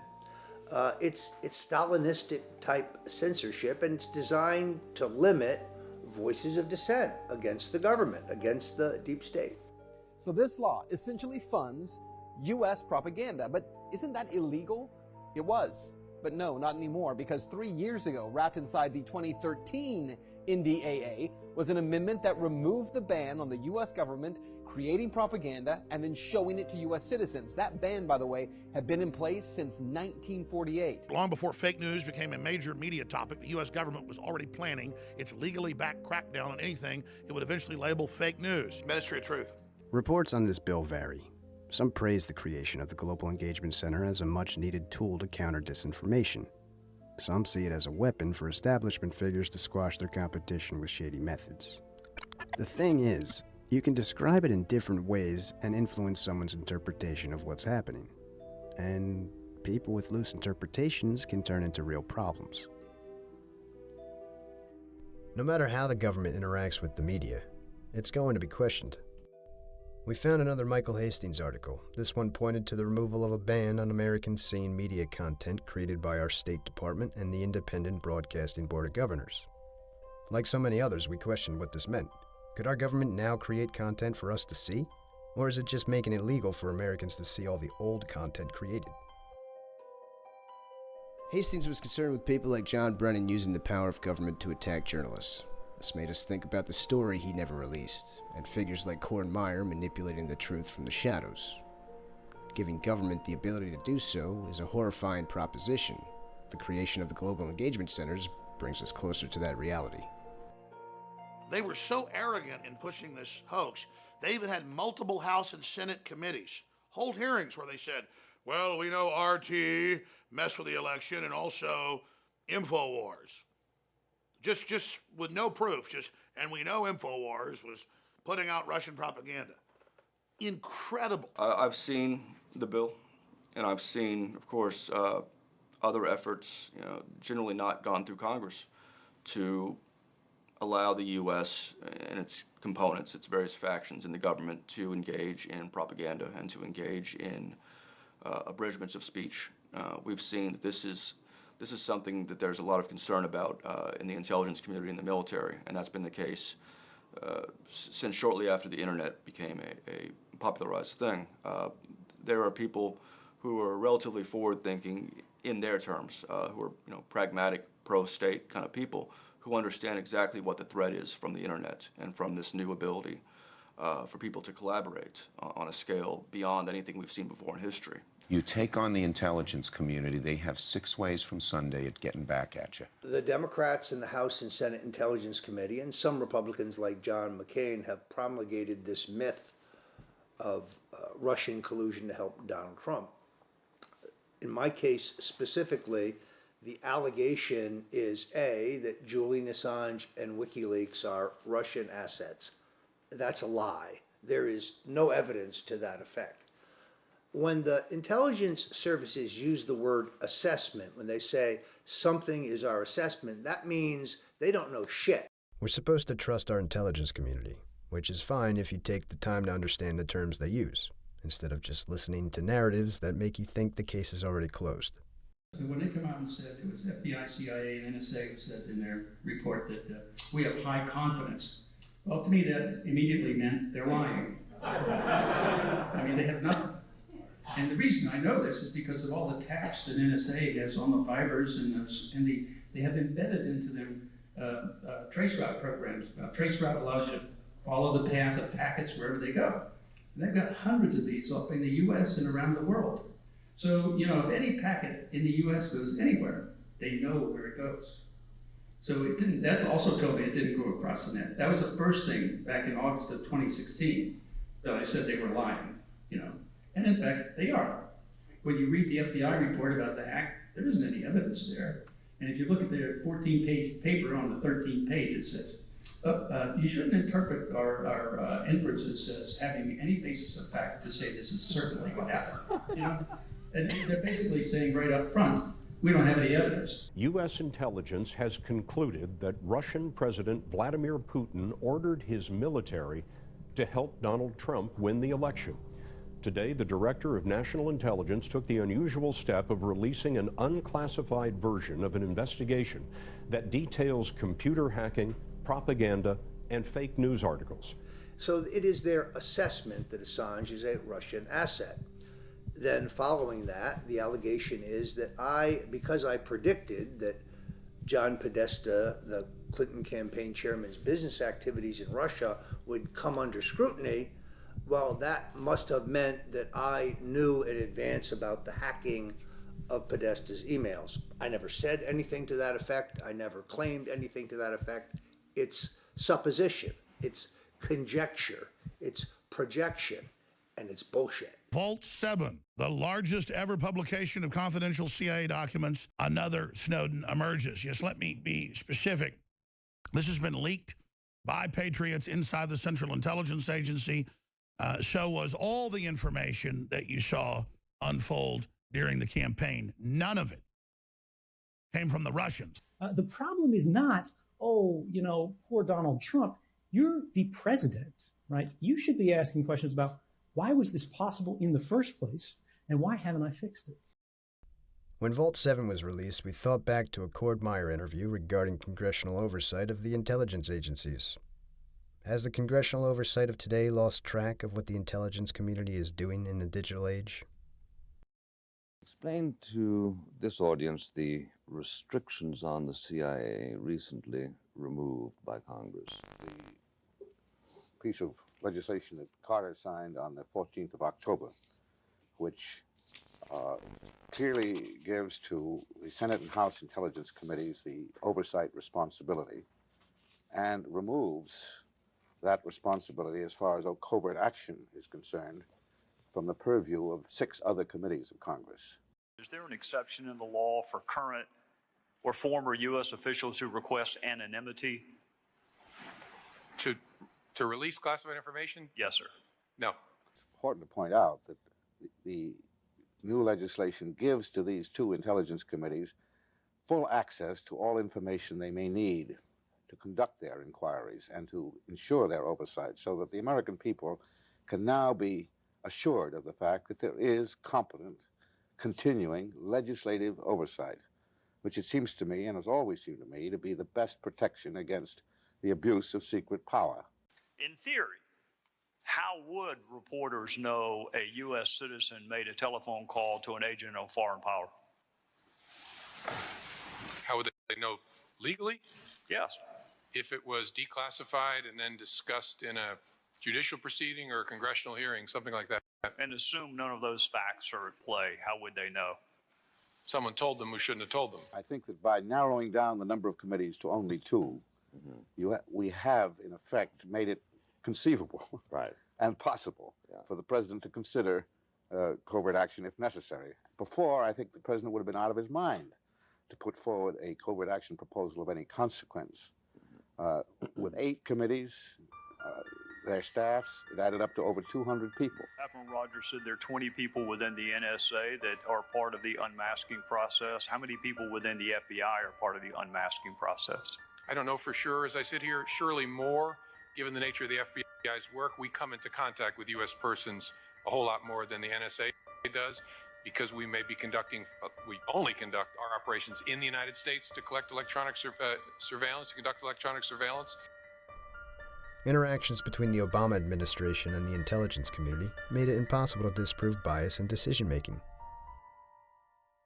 Do I really think that you guys are going to tell the story that I would like to have told? No. Your story is going to be, here's a guy who spreads fake news, uses social media, these social media people better... I know the story you guys are doing before you do it. What's wrong with that story? I'm somewhat surprised in terms of the level of interest that I've seen from the press corps at one set of developments versus another set of developments. It seems that when all eyes are focused on one side of the aisle, someone almost always offers more horrific news to either distract or point fingers at accusers. Could the so-called deep state be behind something like this? In the past years, I think, I've tried to make my voice heard and to oppose intervention in Syria. This is not a policy crafted by Donald Trump. This is a policy he previously opposed. It's a policy that emerges from a series of elements. First and foremost, the national security state, what's known commonly as the deep state. Tonight I ordered a targeted military strike on the airfield in Syria, which has been the central base for the Syrian military's anti-ISIS operations. There can be no dispute that Syria used banned chemical weapons. After that attack, we saw ISIS attempt to advance in the area outside of the areas it controls because the Syrian army had no air force at that time. I just don't see how it could conceivably be what they claim because it's helping ISIS, it's helping Al-Qaeda. This is an area actually controlled by Al-Qaeda's Syrian affiliate, Jabhat al-Nusra. And we saw images come out of that chemical attack which were horrific, and then we saw Nikki Haley, the UN ambassador, perform atrocity exhibition at the UN with these images in order to overwhelm the international sphere with emotion and subsume any attempt at reasoned, calm analysis through an independent investigation by the Organization for the Prevention of Chemical Weapons. People, if they wanted a neocon, they would have elected Jeb. All foreign policy emanates from domestic political concerns, particularly with a very weak and unstable figure like Donald Trump. And when the decision was made to attack Syria, it was Donald Trump authorized it from Mar-a-Lago. He was completely out of the loop. And so we're seeing a slow motion process of a deep state takeover. I saw this under Ronald Reagan. The establishment types come to you and say, oh, Mr. President, we have more experience in this area than you do. And the next thing you know, your policies are reversed or abandoned. I can tell you emphatically that there was no one on the White House staff and no one in the administration who openly opposed the proposal to put 150,000 men and women on the ground in Syria. Only one person in the White House was opposed. Thank God that person was Donald Trump. That is an accomplishment of the deep state by destabilizing Libya and destabilizing large parts of Africa, then destabilizing Syria. So this element, and it's a very real element, I'm not being conspiratorial, that represents to me the true danger on an international scale. So they will take something and they'll say, inside jobs, conspiracy theory, nonsense. Well, what about Russia perhaps maybe falsely staging something to make it look like, yes, an inside job. Oh, so you like the inside job? Oh, yes. Well, what about ISIS or Nusra staging a fake chemical attack in Syria to make it look like Assad? No. Oh, you don't like that now? Make up your mind. Every peaceful march that turned violent made it more clear that the minds of the masses had been pushed to their limit. Last night, the #1 trending topic on Twitter was Obama farewell. And the second trending topic, no kidding, was golden showers. I'm not going to give you a question. Can you stay categorical? You are fake news. And I know this was not your intent. I've known you a long time. But you just published fake news. Our goal is to continue to help shut down the city and make inauguration a giant clusterfuck that day.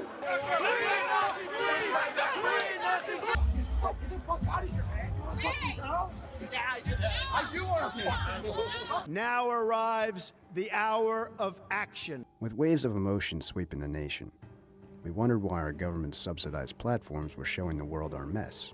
The day after the inauguration, they had the Women's March in Washington, D.C. The crowd was estimated to be about 500,000 people. It was 1 million people. It was a bigger crowd than anybody, including the organizers, suspected. And when I saw the crowds, I was like, okay, it's on. Some of those protesters, the ones that showed up with the masks and the shields, may do this in other locations. They may be what you call professional protesters. They've marched, they've bled. Yes, some of them have died. This is hard. Every good thing is. FBI Director Comey has been fired. If you look at how the headlines flew back and forth, you'll see why so many viewers felt conflicted. With former intelligence officials on stand for questionable actions, trust in the country hit a low point, and I'm pretty sure that had everything to do with the unnecessary violence that played out. Someone whispered to them about a memo that may or may not exist in somebody's file at the FBI. This is truly deep state, and you have collusion. I mean, this passes for reporting? At this point in our research, there were so many stories about intelligence officials rubbing shoulders with the press, we started to feel like we stepped into a movie theater. Is the nature of what you saw? I saw interaction and aware of interaction that again raised questions in my mind about what was the true nature of it. But I don't know. I don't have sufficient information to make a determination whether or not such cooperation or complicity or collusion was taking place. Because it didn't dawn on me originally that there might be corroboration for our conversation. There might be a tape. And my judgment was I needed to get that out into the public square. And so I asked a friend of mine to share the content of the memo with a reporter. What does it look like when a country reaches a breaking point? People seek validation for biased points of view. And then, driven by emotion, they cross all lines. It seems like the bits of information that the press gets from the intelligence community are just enough to be spun.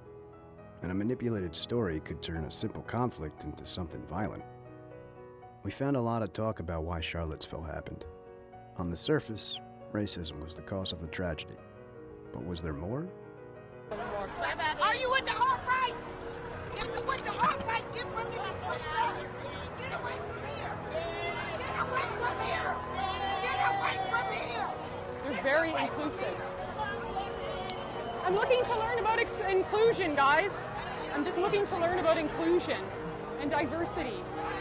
I'm here to learn about multiculturalism, and I'm here to learn about how diverse groups lead to very high trust societies. All right, here you go. It's a full-on demonstration. Oh, shit! Holy shit! Holy shit! Holy shit! Holy shit! Oh God! I did a Periscope before the guy crashed the car into the people, saying that what I see here is an agitation situation like we saw in Ukraine in 2013 and 2014. Why would Lee bring up Ukraine in this interview? It may seem off topic, but there were people blaming America for the Ukrainian uprising. Svoboda, S-V-O-B-O-D-A, Svoboda. That is a right-wing neo-Nazi party in Ukraine. Western historians also say that his followers carried out massacres of Polish and Jewish civilians. Let's tie all this into another story I've been reporting on for months, which is the Ukraine DNC interference in the election. I've talked with David Knight about this a number of times. The short version is there's a Democratic operative named Alexandra Chalupa. There's actually 3 Chalupa sisters, Alexandra, Andrea, and Irina. And they're all ethnic Ukrainians, and they all hate Russia. And it's not me saying Alexandra Chalupa was key. Michael Isikoff, a well-known investigative reporter, in a piece in Yahoo prior to the election, named, here's the most influential people in the 2016 election. And he mentions Alexandra Chalupa as one of the most important people. Her sister, Andrea Chalupa, is also a Democrat operative. Her sister, Irina Chalupa, works for a Soros-funded organization. Alexandra Chalupa had met with the Ukrainian government. That's on the record. The Ukrainian government had then released information about Paul Manafort. Here comes some pretty devastating information. The Ukrainian government comes out and says Paul Manafort's name has been found in these secret ledgers, and he got cash payments. Within a week, Paul Manafort's out of the campaign. This story breaks, New York Times, Washington Post, hit after hit. Within a week, he's gone. What they didn't report was that on June 27th of 2017, after the election, the same prosecutor who said that Manafort's name was in this secret ledger for getting cash payment, on June 27th, 2017, that same prosecutor comes out and says, oh, no, Manafort's name wasn't. He did not get cash payments. We don't have any record of that. Picture for a second, if Donald Trump spoke to a group of people, and it included former SS officers. Why was McCain on stage with Chris Murphy and alleged extremists in Ukraine during the revolution? And what are tech camps? Does any of this relate to the violence we see in America? Many Twitter users were quick to remind him that he was pictured with Ukrainian nationalists not so long ago. Here, for example, he is posing with the leader of the far-right Svoboda or Freedom Party in Ukraine. This is about the future you deserve. People can look up Hillary Clinton Civil Society 2.0. What we've done with Secretary Clinton's Civil Society 2.0 program is we've taken one of America's undeniable strengths, the strength of our technology and of our innovators, and we've put them to work in service of our diplomatic goals. So what we've done is we've created these things called tech camps. Что на территории нашего государства при поддержке и при непосредственном участии посольства Соединенных Штатов Америки осуществляется проект Техкомп, в рамках которого ведется подготовка к разжиганию гражданской войны на Украине. It's very interesting because it's exactly what they're accusing the Russians of doing. Alexandra Chalupa and her sister Andrea Chalupa had helped lead a campaign called Digital Maidan, which was tweet storms and stuff like that, and against the Russians and against the firm that Paul Manafort, who was Donald Trump's campaign manager, had lobbied for. So this goes back to 2013 and 2014. The guy who happened to catch that shot is with the U.S. State Department. But let me point out something else. If you go to Brennan Gilmore's page, his Twitter page, you'll see he's got a picture of the young woman who was murdered. And do you know what it says? Martyr. Wow. Literally it says martyr. Now again, I don't like to jump to conclusions. I like to say I'd like to ask some questions about who this kid was, where he came from, what do we know, get it all out in the open. Ukraine will make Europe better, and Europe will make Ukraine better. Kane said that the alt-right is behind these attacks, and he linked that same group to those who perpetrated the attack in Charlottesville. Well, I don't know. I can't tell you. I'm sure Senator McCain must know what he's talking about. But when you say the alt-right, define alt-right to me. You define it. Go ahead. Well, I'm saying, define it for me. Come on, let's go. Define Senator it. McCain defined them as the same group. Okay, what about the alt-left that came charging at him? Excuse me. What about the alt-left that came charging at the, as you say, the alt-right? Do they have any semblance of guilt? My name is Suck. You. This is Senator McCain's statement. Let me ask you this. What about the fact they came charging with clubs in their hands, swinging clubs? Do they have any problem? I think they do. We're fucking recording. I'm filming it. I don't like being filmed. Can leave. There's a lot that's come out that we can now point to and see what the focus is going to be on. And the focus is going to be on what they call full spectrum warfare, and that includes information warfare, which is now more important than ever. It's important to them and it's important to us. Whistleblowers go to significant efforts to get us material, and often very significant risks. As a 27-year-old works for the DNC, who was shot in the back, murdered just 2 weeks ago for unknown reasons as he was walking down the street in Washington. So that was just a robbery, I believe, wasn't it? No, there's no finding. There was a period of time where two theories continuously popped up in our research. One was that Trump's campaign led Russia to hack the DNC and spread fake news to compromise Hillary's campaign. And the other was that Seth Rich leaked the data to WikiLeaks from inside the DNC. And the news about Hillary was just news about Hillary. Myself directly, I haven't even seen the computer that Seth Rich used. Here's the problem with all of this. I don't even know where the computer is. I checked with the police department. They said they don't know where the computer is, and the FBI, and the person, listen to this, the person that called the father after I called the police to get information, that's the person that Seth was having problems with. The other day, Wheeler decided to expose who that person was. When I first reached out to the police department, Donna Brazil was the one that contacted the Rich family wanting to know why I was snooping around. Why would Donna Brazil even be involved in this situation if this is just a street murder? This is a progressive issue. Bernie Sanders voters around the country, millions and millions of people want to find out what happened with Seth Rich. So if this turns out to be true, that Seth Rich was indeed the leaker, it literally blows apart. It blows apart the entire fake news of the Russiagate narrative. The FBI requested the DNC's computer servers numerous times. The DNC refused each and every request. I have a petition that's over 6,000 signatures to get the DNC to give its computer servers to the FBI. So you want to talk about a conspiracy theory? When news becomes full of opinions and all we see or hear is one story combating another, it's important to reflect on the possible powers in play. Do all news outlets keep their agenda on the surface? Or are they just at the end of a string? While looking for a unique perspective, we found Seymour Hersh. I have what they call in my business long-form journalism. I have a narrative of how that whole fucking thing began. It's a Brennan operation. It was an American disinformation, and the fucking president, at one point when they even started telling the press, they were back briefing the press. The head of the NSA was going and telling the press, this fucking cocksucker Rogers, was telling the press that we even know who in the GRU, the Russian military intelligence service, leaked it. I mean, all bullshit. They were telling these I worked at the New York Times for fucking years, and the trouble with the fucking New York Times is they have smart guys, but they're totally beholden on sources. These guys run the fucking Times. And Trump's not wrong. I mean, I wish he would calm down and had a better press secretary. You have to be so. Trump's not wrong to think they all fucking lied about him.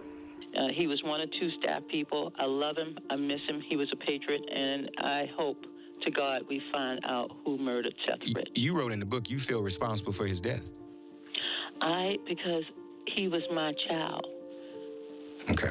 I understand. Don't make me cry. I'm sorry. I don't mean to do that. My child. Let me just say, y'all. On July 10th. Yeah. He was my child. They have been rejected. these elites squandered their power. They're arrogant. Now they're fallen. Now they're failed. And so they want to declare the American independent opposition to globalism as some foreign Russian fable, because they themselves are the multinational foreign power, the neo-colonialist coming in and dominating and controlling we the people. And it's as phony as a $3 bill. And that's why even they've had Senate intelligence committees come out and say, we've got nothing. We've run into a brick wall, because it's just that. Total and complete theater. Oh my God. Oh, breaking news. ABC News' Brian Ross is reporting Michael Flynn promised full cooperation to the Mueller team and is prepared to testify that as a candidate, Donald Trump directed him to make contact with the Russians. Yeah. So several hours later, a spokesperson for the network told CNN that, don't worry, Ross is going to be issuing a clarification. He said the president had asked Flynn to contact Russia during the campaign. He's now clarifying that, saying, according to Flynn, candidate Trump asked him during the campaign to find ways to repair relations with Russia and other hotspots. It's hard to imagine we're in a war because we associate war with people dying. But it's our values that are at risk in an information war. Here's what Lou Dobbs had to say last night.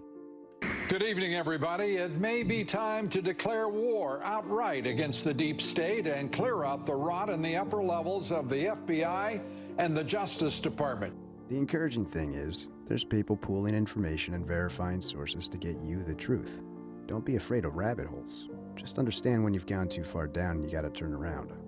So we have Mr. Mueller, who's investigating supposed coordination between the Trump campaign and Russians to influence the election. But we know for a fact the Clinton campaign paid Russians to do what? Influence the 2016 presidential election. We know that happened. Now what we're trying to figure out is, did the FBI help them? But Peter Strzok, the guy who ran the Clinton investigation, interviewed Mills, Abedin, interviewed Secretary Clinton, changed gross negligence a crime to the term extreme carelessness, who ran the Russian investigation, who interviewed Mike Flynn, gets put on Mueller's team, and then he gets kicked off for a text message that's anti-Trump.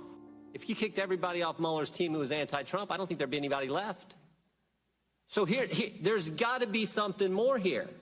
It can't just be some text messages that show a pro-Clinton, anti-Trump bias. There's got to be something more. And I'm trying to figure out what it is. But my hunch is it has something to do with the dossier. The last people I want to set up a war, a literal war with, is Department of Justice and the intelligence community. And this is a declaration of war. You better think again, Mr. President. You've been around for 13 months. We've been around since 1908.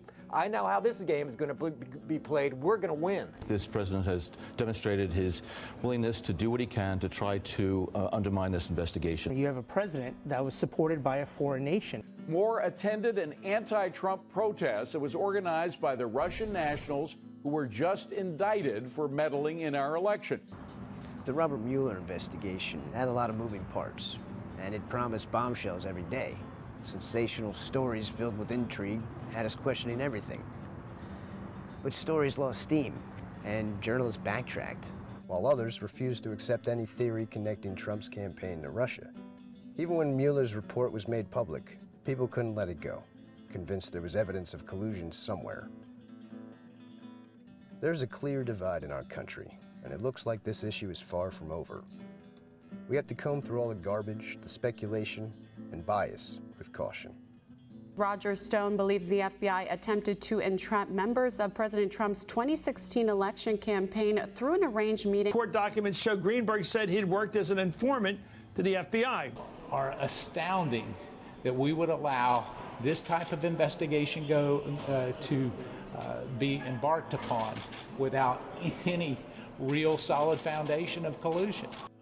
But they were just stating the bottom line conclusions, and there's nothing to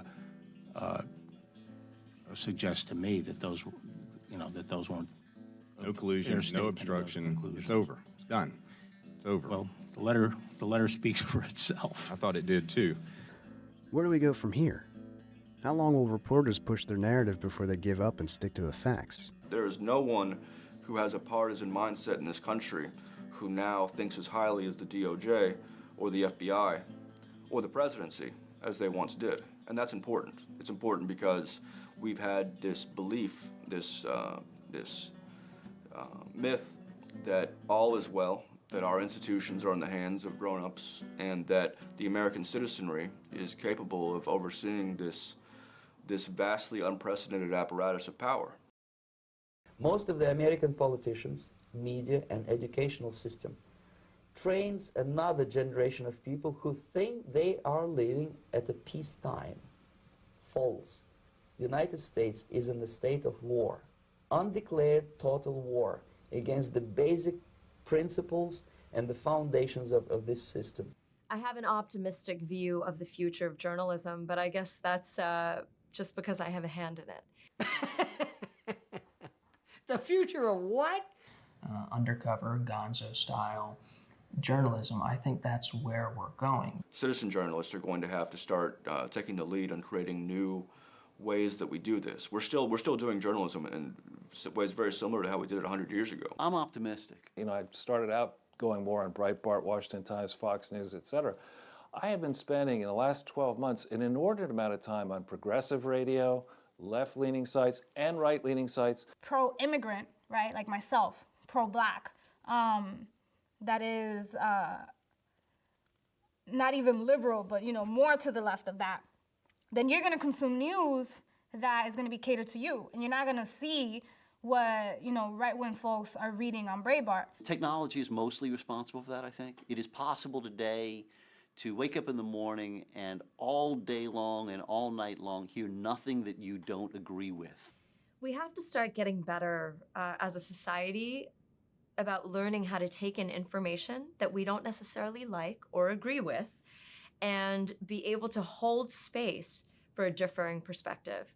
So when something comes in and we're able to hold that space in our brains, that's where we actually start to evolve and up-level and come up with creative solutions, right? This polarization that's happening around, you know, I agree with that, that's what I feel and think, there's no room for anything else, is what's causing real damage now in society because it's me against you, him against her. The future of journalism is you. Technology has gotten to the point that, you know, that anyone can be a journalist, really. You go out and buy your iPhone, you can start tweeting on social media, you can start spreading your opinion, you can start documenting things you see and being a journalist. I mean, journalism has vastly changed. I think the future of journalism, I think the future of the First Amendment and press freedom in this country, it will be based on the outcome of the struggle between those who want a vibrant, robust, free internet with true internet neutrality, and those who would censor and limit the reach and the dissenting voices of those who disagree with the government and the deep state.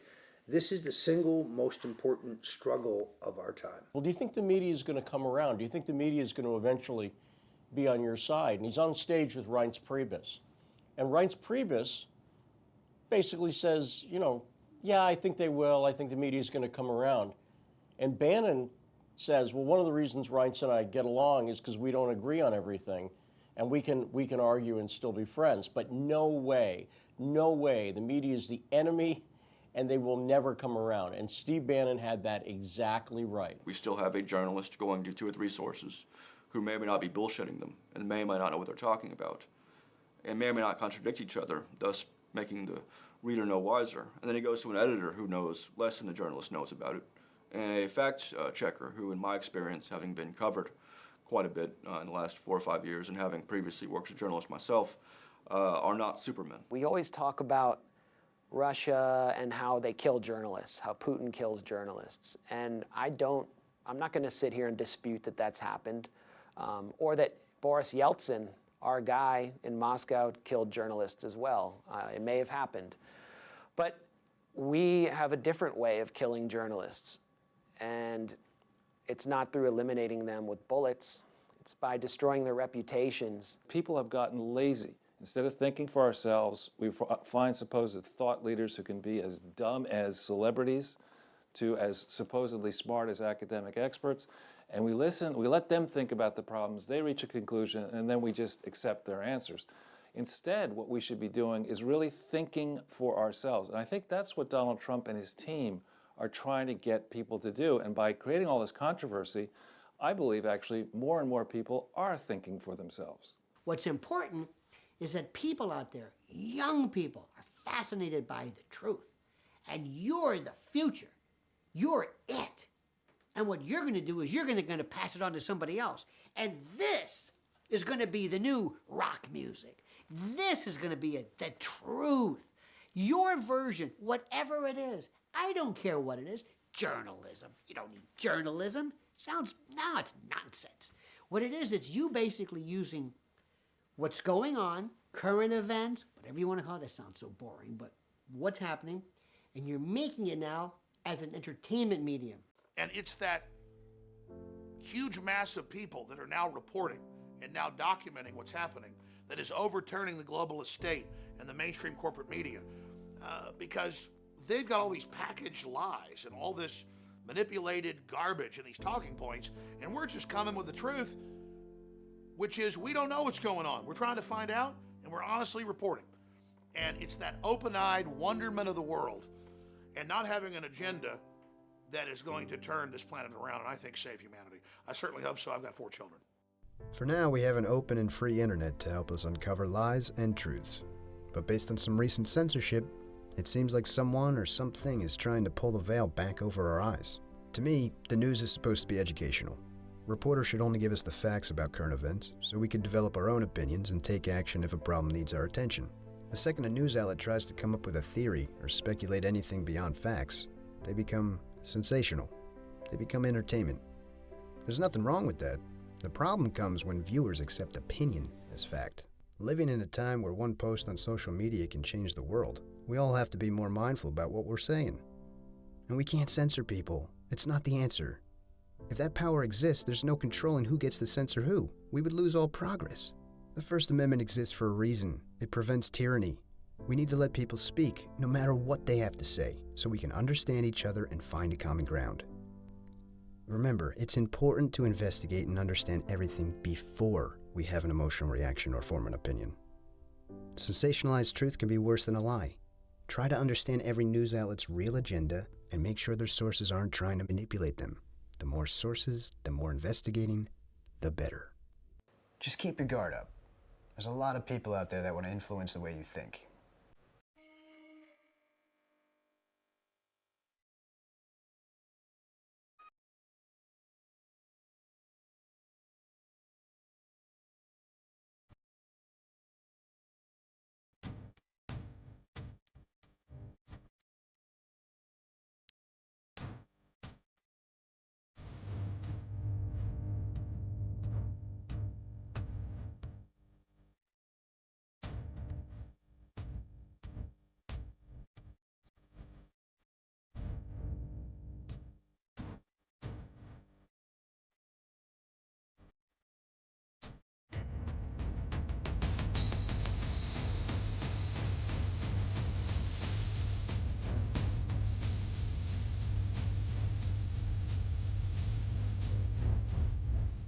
You like that, Randy? The size queen stuff? Yeah.